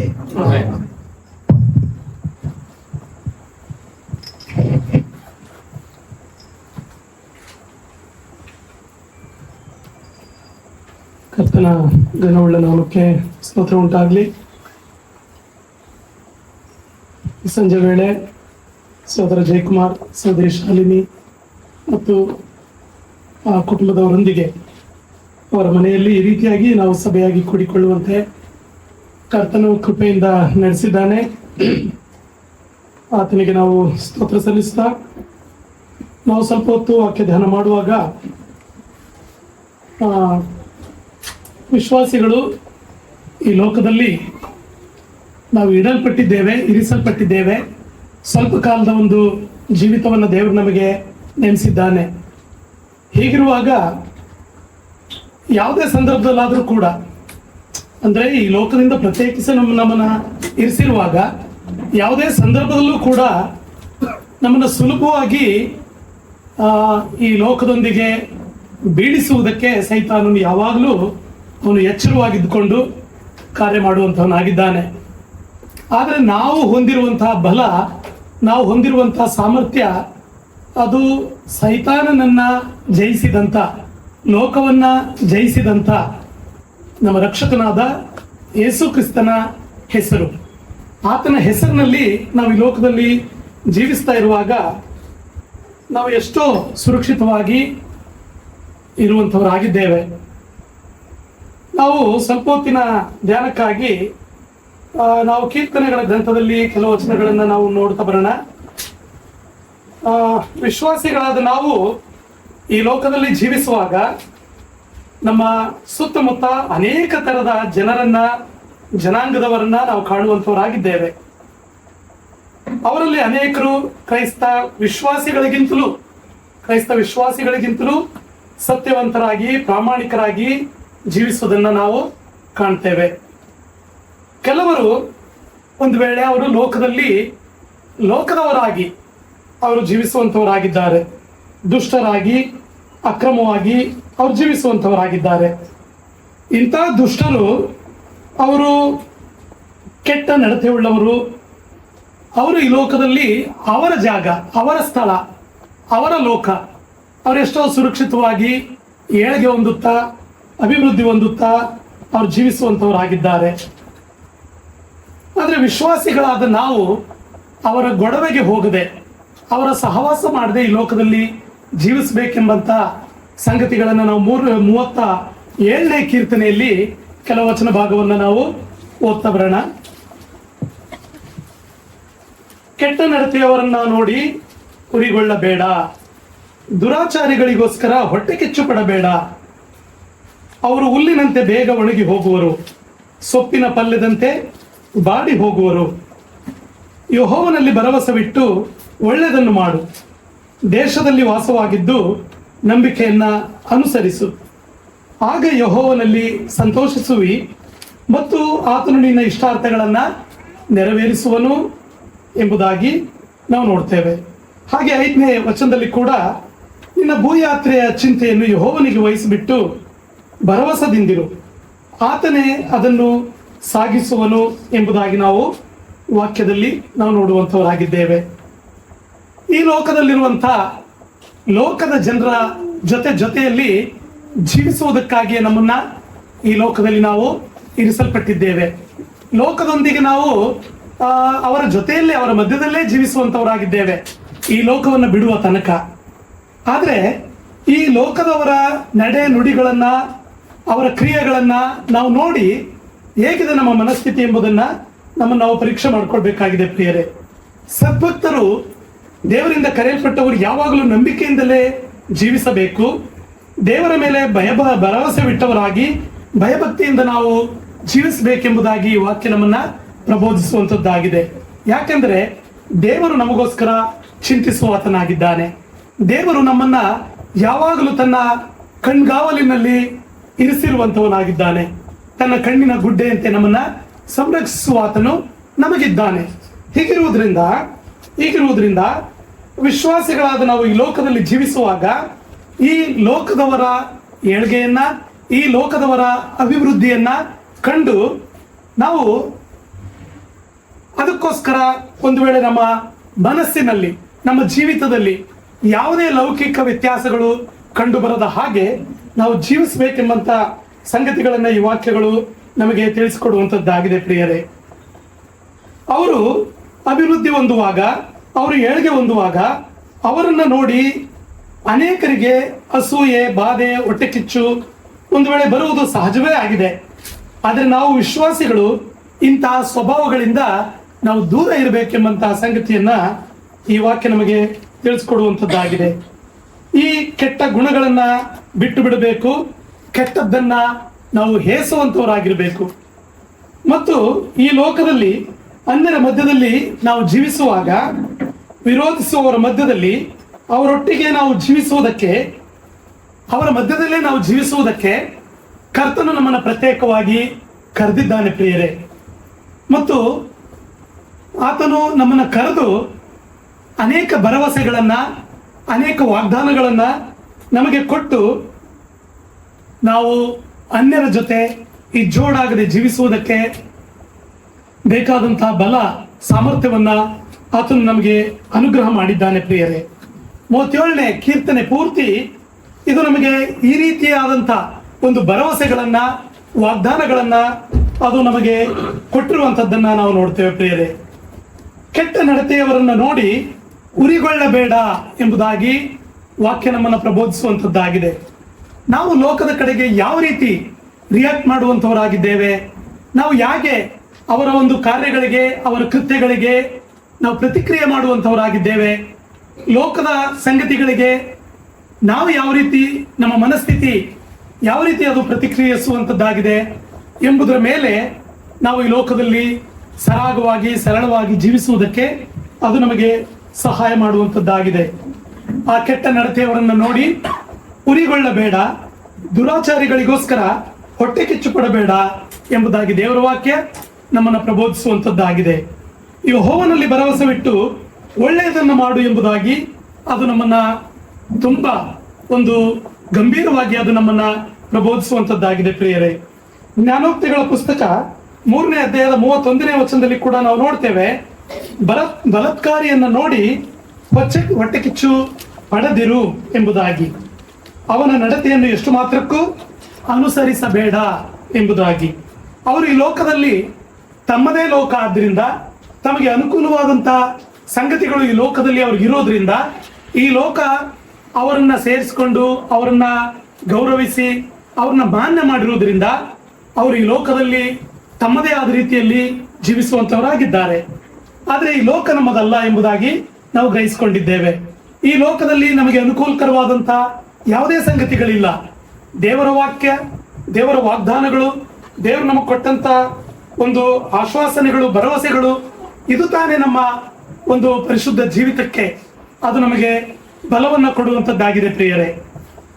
ಆದ್ರಿಂದ ಬಲಾತ್ಕಾರಿಯನ್ನು ನೋಡಿ ಹೊಟ್ಟೆ ಕಿಚ್ಚು ಪಡೆದಿರು, ಅವನ ನಡತೆಯನ್ನು ಎಷ್ಟು ಮಾತ್ರಕ್ಕೂ ಅನುಸರಿಸಬೇಡ ಎಂಬುದಾಗಿ ನಮ್ಮನ್ನ ವಾಕ್ಯ ಪ್ರಬೋಧಿಸುವಂತದ್ದಾಗಿದೆ. ಹಾಗೆ ಜ್ಞಾನೋಕ್ತಿಗಳ ಪುಸ್ತಕದಲ್ಲಿ ಕೂಡ 23ನೇ ಅಧ್ಯಾಯದ 17ನೇ ವಚನದಲ್ಲಿ ಪಾಪಿಗಳನ್ನು ನೋಡಿ ಹೊಟ್ಟೆ ಕಿಚ್ಚು ಪಡೆದಿರು, ಯೆಹೋವನಲ್ಲಿ ದಿನವೆಲ್ಲ ಭಯಭಕ್ತಿ ಉಳ್ಳವನಾಗಿರು ಎಂಬುದಾಗಿ ದೇವರ ವಾಕ್ಯ ಹೇಳುವಂಥದ್ದನ್ನ ನಾವು ನೋಡ್ತೇವೆ ಪ್ರಿಯರೇ. ಅದೇ ರೀತಿ ಮತ್ತು ನಾವು 37ನೇ ಅಧ್ಯಾಯದಲ್ಲಿ ಕೂಡ ನಾವು ಓದ್ತಾ ಬಂದ ಹಾಗೆ 5ನೇ ವಚನದಲ್ಲಿ ನಿನ್ನ ಭೂಯಾತ್ರೆಯ ಚಿಂತೆಯನ್ನು ಯೆಹೋವನಿಗೆ ವಹಿಸಿಬಿಟ್ಟು ಭರವಸೆದಿಂದಿರು, ಆತನೇ ಅದನ್ನು ಸಾಗಿಸುವನು ಎಂಬುದಾಗಿ ನಾವು ನೋಡ್ತೇವೆ. ಅನೇಕ ಸಂಗತಿಗಳಿಗಾಗಿ ನಾವು ಈ ಲೋಕದಲ್ಲಿ ಒಂದು ವೇಳೆ ಬಯಸುವಂತವರಾಗಿದ್ದೇವೆ, ಆದ್ರೆ ನಮಗೆ ಒದಗಿಸುವ ಆತನು ನಮ್ಮ ದೇವರೇ. ನಮ್ಮ ಅಗತ್ಯತೆಗಳನ್ನ ಪೂರೈಸುವ ಆತನು, ನಮ್ಮ ಕೊರತೆಗಳನ್ನ ನೀಗಿಸುವ ಆತನು ಆತನೇ ಆಗಿದ್ದಾನೆ. ನಮಗೇನು ಬೇಕು ಏನು ಬೇಡ ಎಂಬಂತೆ ಎಲ್ಲಾ ಸಂಗತಿಗಳನ್ನ ದೇವರು ತಾನೇ ನಿಶ್ಚಯ ಮಾಡುವಂತವನಾಗಿದ್ದಾನೆ. ಆದ್ದರಿಂದ ನಿನ್ನ ಭೂಯಾತ್ರೆಯ ಚಿಂತೆಯನ್ನು ಯೆಹೋವನಿಗೆ ವಹಿಸಿಬಿಟ್ಟು ಭರವಸೆದಿಂದಿರು, ಆತನೇ ಅದನ್ನ ಸಾಗಿಸುವನು ಎಂಬುದಾಗಿ. 7ನೇ ವಚನದಲ್ಲಿ ಕೂಡ ಯೆಹೋವನ ಸನ್ನಿಧಿಯಲ್ಲಿ ಶಾಂತನಾಗಿ ಆತನಿಗೋಸ್ಕರ ಕಾದಿರು ಎಂಬುದಾಗಿ. ನಾವು ಸಮಾಧಾನದಿಂದಲೂ ಶಾಂತಚಿತ್ತರಾಗಿಯೂ ಆತನ ಸನ್ನಿಧಿಯಲ್ಲಿ ಕಾದಿರುವಂತವರಾಗಿರಬೇಕೆಂಬುದಾಗಿ. ಮತ್ತು 8ನೇ ವಚನ ಕೂಡ ಕೋಪವನ್ನು ಅಣಗಿಸಿಕೋ, ರೋಷವನ್ನು ಬಿಡು, ಉರಿಗೊಳ್ಳಬೇಡ, ಕೆಡುಕಿಗೆ ಕಾರಣವಾದೀತು ಎಂಬುದಾಗಿ. ಕೆಡುಕರು ತೆಗೆದುಹಾಕಲ್ಪಡುವರು ಎಂಬಂತಹ ಸಂಗತಿಯನ್ನ ನಾವು ನೋಡ್ತೇವೆ. 2ನೇ ವಚನದಲ್ಲಿ ಕೂಡ ನಾವು ನೋಡಿದ ಹಾಗೆ ಅವರು ಹುಲ್ಲಿನಂತೆ ಬೇಗ ಒಣಗಿ ಹೋಗುವರು, ಸೊಪ್ಪಿನ ಪಲ್ಯದಂತೆ ಬಾಡಿ ಹೋಗುವರು ಎಂಬುದಾಗಿ. ಹೀಗೆ ಲೋಕದ ಜನರು ಅವರು ಈ ಹೊತ್ತು ಹುಟ್ಟಿ ಮಧ್ಯಾಹ್ನದಲ್ಲಿ ಸಂಜೆಗೆ ಬಾಡಿ ಹೋಗುವಂತ ಲೌಕಿಕರು ಅವರು. ಆದ್ರೆ ನಾವು ಈ ಲೋಕದಲ್ಲಿ ದೇವರ ಚಿತ್ತಾನುಸಾರವಾಗಿ ಈ ಲೋಕದಲ್ಲಿ ಸ್ವಲ್ಪ ಕಾಲ ನಾವು ಜೀವಿಸುವುದಕ್ಕಾಗಿ ನಮ್ಮ ಆಯುಷ್ಕಾಲವನ್ನು ನೇಮಿಸಿ ಈ ಲೋಕದಲ್ಲಿ ಇರಿಸಿದ್ದಾನೆ. ಮತ್ತು ಈ ಲೋಕ ಬಿಟ್ಟ ನಂತರವೂ ಕೂಡ ದೇವರೊಂದಿಗೆ ಸಮಾಧಾನವಾಗಿ ನಾವು ಜೀವಿಸುವುದಕ್ಕೆ ಕರೆಯಲ್ಪಟ್ಟವರಾಗಿದ್ದೇವೆ. ಹೀಗಿರುವಾಗ ಅವರ ಸಂಗತಿಗಳಿಗೆ ನಾವು ಉರಿಗೊಳ್ಳದೆ, ಕೋಪಗೊಳ್ಳದೆ, ಹೊಟ್ಟೆ ಕಿಚ್ಚು ಪಡದೆ ಶಾಂತವಾಗಿ ಯೆಹೋವನ ಸನ್ನಿಧಿಯಲ್ಲಿ ನಾವು ಕಾದುಕೊಂಡಿರಬೇಕು ಎಂಬಂತಹ ಸಂಗತಿಗಳನ್ನ ನಮಗೆ ಕರ್ತನು ತಾನೇ ಹೇಳಿರುವಂತಹ ಸಂಗತಿಯನ್ನ ನಾವು ನೋಡ್ತೇವೆ ಪ್ರಿಯರೇ. ಹಾಗೆ ಆತನು ನಮಗೋಸ್ಕರ ಚಿಂತಿಸುವಂತವನಾಗಿದ್ದಾನೆ, ಆತನು ನಮ್ಮ ತಂದೆಯಾಗಿದ್ದಾನೆ, ಆತನು ನಮ್ಮನ್ನ ಪ್ರೀತಿಸುವಂತವನಾಗಿದ್ದಾನೆ, ಆತನು ನಮ್ಮ ದೇವರಾಗಿದ್ದಾನೆ ಎಂಬಂತ ಸಂಗತಿಗಳನ್ನ ನಾವು ನೋಡುವಂತವರಾಗಿದ್ದೇವೆ ಪ್ರಿಯರೇ. ಇಸ್ರಾಯೇಲರ ಜೀವಿತದ ಮೂಲಕ ಇದನ್ನ ನಮಗೆ ಸದೃಶವಾಗಿ ದೇವರು ಅನೇಕ ಸಂಗತಿಗಳ ಮೂಲಕ ನಮಗೆ ತಿಳಿಸ್ಕೊಟ್ಟಿದ್ದಾನೆ. ವಿಮೋಚನ ಕಾಂಡ 16ನೇ ಅಧ್ಯಾಯದಲ್ಲಿ ನಾವು ನೋಡ್ತೇವೆ, ಆತನು ಇಸ್ರಾಯೇಲರನ್ನ ಐಗುಪ್ತ ದೇಶದಿಂದ ಬಿಡುಗಡೆ ಮಾಡಿ ತಾನು ವಾಗ್ದಾನ ಮಾಡಿದಂತ ಕಾನಾನ್ ದೇಶಕ್ಕೆ ಅವರನ್ನ ಕರೆತರುವ ಆ ಯೋಜನೆಯಲ್ಲಿ 40 ವರ್ಷಗಳು ಇಸ್ರಾಯೇಲರು ಅರಣ್ಯದಲ್ಲಿ ತಮ್ಮ ಪ್ರಯಾಣವನ್ನು ಮುಂದುವರಿಸುವಾಗ ದೇವರು ತಾನೇ ಅವರ ಮುಂದುಗಡೆ, ಅವರ ಹಿಂದುಗಡೆ, ಅವರ ಬೆಂಬಲವಾಗಿ ನಡೆದದ್ದನ್ನ ನಾವು ನೋಡ್ತೇವೆ ಪ್ರಿಯರೇ. ಅವರ ಮುಂದುಗಡೆ ಆತನು ಆ ಮೇಘಸ್ತಂಭದೋಪಾದಿಯಲ್ಲಿಯೂ ಅಗ್ನಿಸ್ತಂಭದೋಪಾದಿಯಲ್ಲಿಯೂ ಅವರ ಸಂಗಡ ಇದ್ದು ಅವರನ್ನು ನಡೆಸ್ತಿರುವಂತಹ ಸಂಗತಿಯನ್ನು ನಾವು ನೋಡ್ತೇವೆ. ಅರಣ್ಯದಲ್ಲಿ ಅವರ ಅಗತ್ಯತೆಗಳನ್ನೆಲ್ಲ ಪೂರೈಸ್ತಾ ಬಂದನು, ಅವರಿಗೆ ಆಹಾರವನ್ನು ಒದಗಿಸಿಕೊಟ್ಟನು, ಅವರಿಗೆ ಬೇಕಾದಂತ ನೀರನ್ನು ಕೂಡ ಅರಣ್ಯದಲ್ಲಿ ಒದಗಿಸ್ತಾ ಬಂದಂತ ಸಂಗತಿಗಳನ್ನ ನಾವು ನೋಡ್ತೇವೆ. 16ನೇ ಅಧ್ಯಾಯದ 2ನೇ ವಚನದಲ್ಲಿ ನಾವು ನೋಡುವಾಗ ಇಸ್ರಾಯೇಲರು ಮೋಶೆ ಆರೋನರ ವಿರುದ್ಧವಾಗಿ ಅವರು ಗುಣಗುಟ್ಟಿದಂತಹ ಸಂಗತಿಗಳನ್ನ ನಾವು ನೋಡ್ತೇವೆ. ಆ 40 ವರ್ಷದ ಪ್ರಯಾಣದಲ್ಲಿ ಅನೇಕ ಬಾರಿ ಅವರು ತಾವು ನಡ್ಕೊಳ್ತಿದ್ದಂತ ಆ ಒಂದು ಸಂಗತಿಗಳಿಗಾಗಿ ಅವರು ಬೇಸತ್ತು ಹೋದ್ರು ಎಂಬುದಾಗಿ ನಾವು ನೋಡ್ತೇವೆ. ಅವರು ದೇವರಿಗೂ ವಿರುದ್ಧವಾಗಿಯೂ, ದೇವರ ಸೇವಕನಾದಂತ ಮೋಶೆ ಆರೋನರಿಗೆ ವಿರುದ್ಧವಾಗಿಯೂ ಅವರು ಗುಣಗುಟ್ಟಿದಂತ ಸಂಗತಿಗಳನ್ನ ನಾವು ನೋಡ್ತೇವೆ ಪ್ರಿಯರೇ. ಇಸ್ರಾಯೇಲರು ಮೋಶೆಗೆ ವಿರುದ್ಧವಾಗಿ, ಆರೋನನಿಗೆ ವಿರುದ್ಧವಾಗಿ ಗುಣಗುಟ್ಟಿದಂತಹ ಸಂಗತಿಗಳನ್ನ ನಾವು ನೋಡ್ತೇವೆ. 4ನೇ ವಚನದಲ್ಲಿ ಕೂಡ ನಾವು ನೋಡುವಾಗ, ಇಗೋ ನಾನು ಆಕಾಶದಿಂದ ನಿಮಗೋಸ್ಕರ ಆಹಾರವನ್ನ ಸುರಿಸುವೆನು ಎಂಬಂತಹ ಸಂಗತಿಯನ್ನ ಅಲ್ಲಿ ದೇವರು ತಾನೇ ಹೇಳುವಂತ ಒಂದು ಮಾತುಗಳನ್ನು ನಾವು ಕೇಳ್ತಿದ್ದೇವೆ ಪ್ರಿಯರೇ. ಇದರಿಂದ ಅವರು ಕರ್ತನು ಇಸ್ರಾಯೇಲರನ್ನ ಈ ರೀತಿಯಾಗಿ ಪರಿಶೋಧಿಸುವಂತದ್ದನ್ನ ನಾವು ನೋಡ್ತೇವೆ. ಇದರಿಂದ ಇವರು ನನ್ನ ಬೋಧನೆಗಳನ್ನ ಅನುಸರಿಸಿ ನಡೆಯುವರೋ ಅಲ್ಲವೋ ಎಂದು ಪರೀಕ್ಷಿಸಿ ತಿಳಿಯುತ್ತೇನೆ ಎಂಬುದಾಗಿ ಹೇಳಿದನು ಎಂಬುದಾಗಿ ನಾವು ನೋಡ್ತೇವೆ. ಅಂದ್ರೆ ಇಸ್ರಾಯೇಲರನ್ನ ಆ 40 ವರ್ಷಗಳು ಪರಿಪಾಲಿಸಿ ನಡೆಯುವಾಗ ಅವರು ಅನೇಕ ವಿಧದಲ್ಲಿ ಆತನ ಆಜ್ಞೆಗಳಿಗೆ, ಆತನ ಅಪ್ಪಣೆಗಳಿಗೆ ಗುಣಗುಟ್ಟುವಂತಹದ್ದನ್ನ ನಾವು ನೋಡ್ತೇವೆ. ಕರ್ತನು ತಾನೇ ಅವರನ್ನ ಈ ಒಂದು ಬೋಧನೆಯನ್ನ ಅನುಸರಿಸಿ ನಡೆಯುವರೋ ಇಲ್ಲವೋ ಎಂದು ಪರಿಶೋಧಿಸಿ ತಿಳಿಯುತ್ತೇನೆ ಎಂದು ಹೇಳಿ, ಇಗೋ ನಾನು ಆಕಾಶದಿಂದ ನಿಮಗೋಸ್ಕರ ಆಹಾರವನ್ನ ಸುರಿಸುವೆನು ಎಂಬುದಾಗಿ ಹೇಳುವಂತಹ ಸಂಗತಿಯನ್ನ ನಾವು ನೋಡ್ತೇವೆ. ದೇವರು ತಾನೇ ಈ ಲೋಕದಲ್ಲಿ ಮಾತ್ರವಲ್ಲ, ಪರಲೋಕದಿಂದಲೂ ಕೂಡ ನಮಗೆ ಬೇಕಾದಂತಹ ಸಂಗತಿಗಳನ್ನ ಅನುಗ್ರಹ ಮಾಡಿ ಕಾಯುವಂತಹ ದೇವರಾಗಿದ್ದಾನೆ. ಆತನು ನಮ್ಮನ್ನು ಪ್ರೀತಿಸುತ್ತಾನೆ, ಆತನು ನಮಗೋಸ್ಕರ ಚಿಂತಿಸುತ್ತಾನೆ ಎಂಬುದನ್ನು ನಾವು ತಿಳ್ಕೊಳ್ಬಹುದಾಗಿದೆ ಪ್ರಿಯರೇ. 12ನೇ ವಚನದಲ್ಲಿ ನಾವು ನೋಡುವಾಗ, ಸಾಯಂಕಾಲದಲ್ಲಿ ಮಾಂಸವನ್ನು, ಹೊತ್ತಾರೆಯಲ್ಲಿ ರೊಟ್ಟಿಯನ್ನು ಅಂದರೆ ಮನ್ನವನ್ನ ಅವರಿಗೆ ಒದಗಿಸಿಕೊಟ್ಟಂತಹ ಒಂದು ಸಂಗತಿಗಳನ್ನ ನಾವು ನೋಡ್ತೇವೆ. ಇದರಿಂದ ನಾನು ನಿಮ್ಮ ದೇವರಾದ ಯೆಹೋವನೆಂದು ನಿಮಗೆ ಗೊತ್ತಾಗುವುದೆಂದು ಹೇಳಬೇಕು ಎಂಬುದಾಗಿ ಮೋಶೆ ಆರೋನರಿಗೆ ಕರ್ತನು ಹೇಳುವಂಥದ್ದನ್ನ ನಾವು ನೋಡ್ತೇವೆ. ಅವರು ಅಲ್ಲಿ ಆ ಒಂದು ಅರಣ್ಯದಲ್ಲಿ 40 ವರ್ಷ ಪ್ರಯಾಣ ಮಾಡುವಾಗ ಅವರು ಮೋಶೆ ಆರೋನರಿಗೆ ವಿರುದ್ಧವಾಗಿ ಗುಣಗುಟ್ಟುವಾಗ, ಐಗುಪ್ತ ದೇಶದಲ್ಲಿ ನಾವು ಮಾಂಸದ ಪಾತ್ರೆಗಳ ಮುಂದೆ ಕುಳಿತುಕೊಳ್ಳುವಂತವರಾಗಿದ್ದೆವು, ಅಲ್ಲಿ ನಾವು ಯಥೇಚ್ಛವಾಗಿ ಮಾಂಸಾಹಾರವನ್ನ ನಾವು ತಿನ್ನುವಂತವರಾಗಿದ್ದೆವು, ಅಲ್ಲಿ ಸೌತೆಕಾಯಿ, ಈರುಳ್ಳಿ ಮುಂತಾದಂತಹ ಐಗುಪ್ತ ದೇಶದ ಆಹಾರ ನಮಗೆ ಯಥೇಚ್ಛವಾಗಿ ಸಿಗ್ತಾ ಇತ್ತು, ಇಲ್ಲಿ ನಮಗೆ ಯಾವ ಆಹಾರವೂ ಇಲ್ಲ ಎಂಬುದಾಗಿ ಗುಣಗುಟ್ಟುವಾಗ ಕರ್ತನು ತಾನೇ ಅವರಿಗೆ ಮಾಂಸಾಹಾರವನ್ನ ಒದಗಿಸಿಕೊಡುವಂತ ವಾಗ್ದಾನವನ್ನ ಮಾಡುವಂಥದ್ದನ್ನ ನಾವು ನೋಡ್ತೇವೆ ಪ್ರಿಯರೇ. ಮತ್ತು ಅವರಿಗೆ ಒದಗಿಸಿಕೊಡುವಂತ ಎಲ್ಲಾ ಸಂಗತಿಗಳಲ್ಲಿಯೂ ಅವರಿಗೆ ಆಜ್ಞೆ ಅಪ್ಪಣೆಗಳನ್ನ ಕೊಡುವಾಗ ಅಲ್ಲಿ ಅವರ ನಂಬಿಕೆಯನ್ನ ಪರಿಶೋಧಿಸುವಂತ ಸಂಗತಿಗಳನ್ನ ನಾವು ನೋಡ್ತೇವೆ. ಇವರು ನನ್ನ ಬೋಧನೆಯನ್ನ ಅನುಸರಿಸಿ ನಡೆಕೊಳ್ಳುವರೋ ಇಲ್ಲವೋ ಎಂದು ಪರೀಕ್ಷಿಸಿ ತಿಳ್ಕೊಳ್ಳುತ್ತೇನೆ ಎಂಬುದಾಗಿ ಅವರಿಗೆ ಮಾಂಸಾಹಾರವನ್ನ ಅವರಿಗೆ ವಾಗ್ದಾನ ಮಾಡುವಂಥದ್ದನ್ನ ನಾವು ನೋಡ್ತೇವೆ. ಅದೇ ರೀತಿಯಾಗಿ ನಾನು ನಿಮ್ಮ ದೇವರಾದ ಯೆಹೋವನೆಂದು ನಿಮಗೆ ಗೊತ್ತಾಗುವ ಹಾಗೆ ನಿಮಗೆ ಆಕಾಶದಿಂದ ಪರಲೋಕದಿಂದ ಆಹಾರವನ್ನ ಸುರಿಸುವೆನು ಎಂಬುದಾಗಿ ಮೋಶೆ ಆರೋನರ ಸಂಗಡ ಕರ್ತನು ವಾಗ್ದಾನ ಮಾಡುವಂಥದ್ದನ್ನ ನಾವು ನೋಡ್ತೇವೆ ಪ್ರಿಯರೇ. 17ನೇ ವಚನದಲ್ಲಿ ಕೂಡ ಕೆಲವರು ಅಲ್ಲಿ ಅವರು ಆ ಒಂದು ಆಹಾರವನ್ನ ಕೂಡಿಸಿಕೊಳ್ಳುವಾಗ ಕೆಲವರು ಹೆಚ್ಚಾಗಿ, ಕೆಲವರು ಕಡಿಮೆಯಾಗಿ ಕೂಡಿಸಿಕೊಂಡಂತ ಸಂಗತಿಗಳನ್ನ ನಾವು ನೋಡ್ತೇವೆ ಪ್ರಿಯರೇ.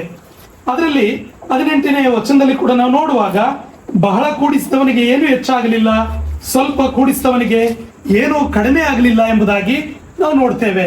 ಅಲ್ಲಿ ಅರಣ್ಯದಲ್ಲಿ ಅವರಿಗೆ ಲಾವಕ್ಕಿಗಳನ್ನ ಬರಮಾಡಿ ಮಾಂಸಾಹಾರವನ್ನು ಒದಗಿಸಿಕೊಡುವಾಗ ಅವರಿಗೆ ಮುಂಜಾನೆಯಲ್ಲಿ, ಸಂಜೆಯಲ್ಲಿ ಒಂದು ವೇಳೆ ಅವರಿಗೆ ಆ ಒಂದು ಮನ್ನವನ್ನ ಆಕಾಶದಿಂದ ಆತನು ಸುರಿಸಿಕೊಡುವಾಗ ಅವರು ಒಂದು ವೇಳೆ ತಮ್ಮ ಆಸೆ, ತಮ್ಮ ದುರಾಶೆ ಇವುಗಳ ನಿಮಿತ್ತ ಕೆಲವರು ಹೆಚ್ಚಾಗಿ ಕೂಡಿಸಿಕೊಂಡರು, ಮತ್ತೆ ಕೆಲವರು ಕಡಿಮೆಯಾಗಿ ಕೂಡಿಸಿಕೊಂಡ್ರು ಎಂಬುದಾಗಿ ನಾವು ನೋಡ್ತೇವೆ.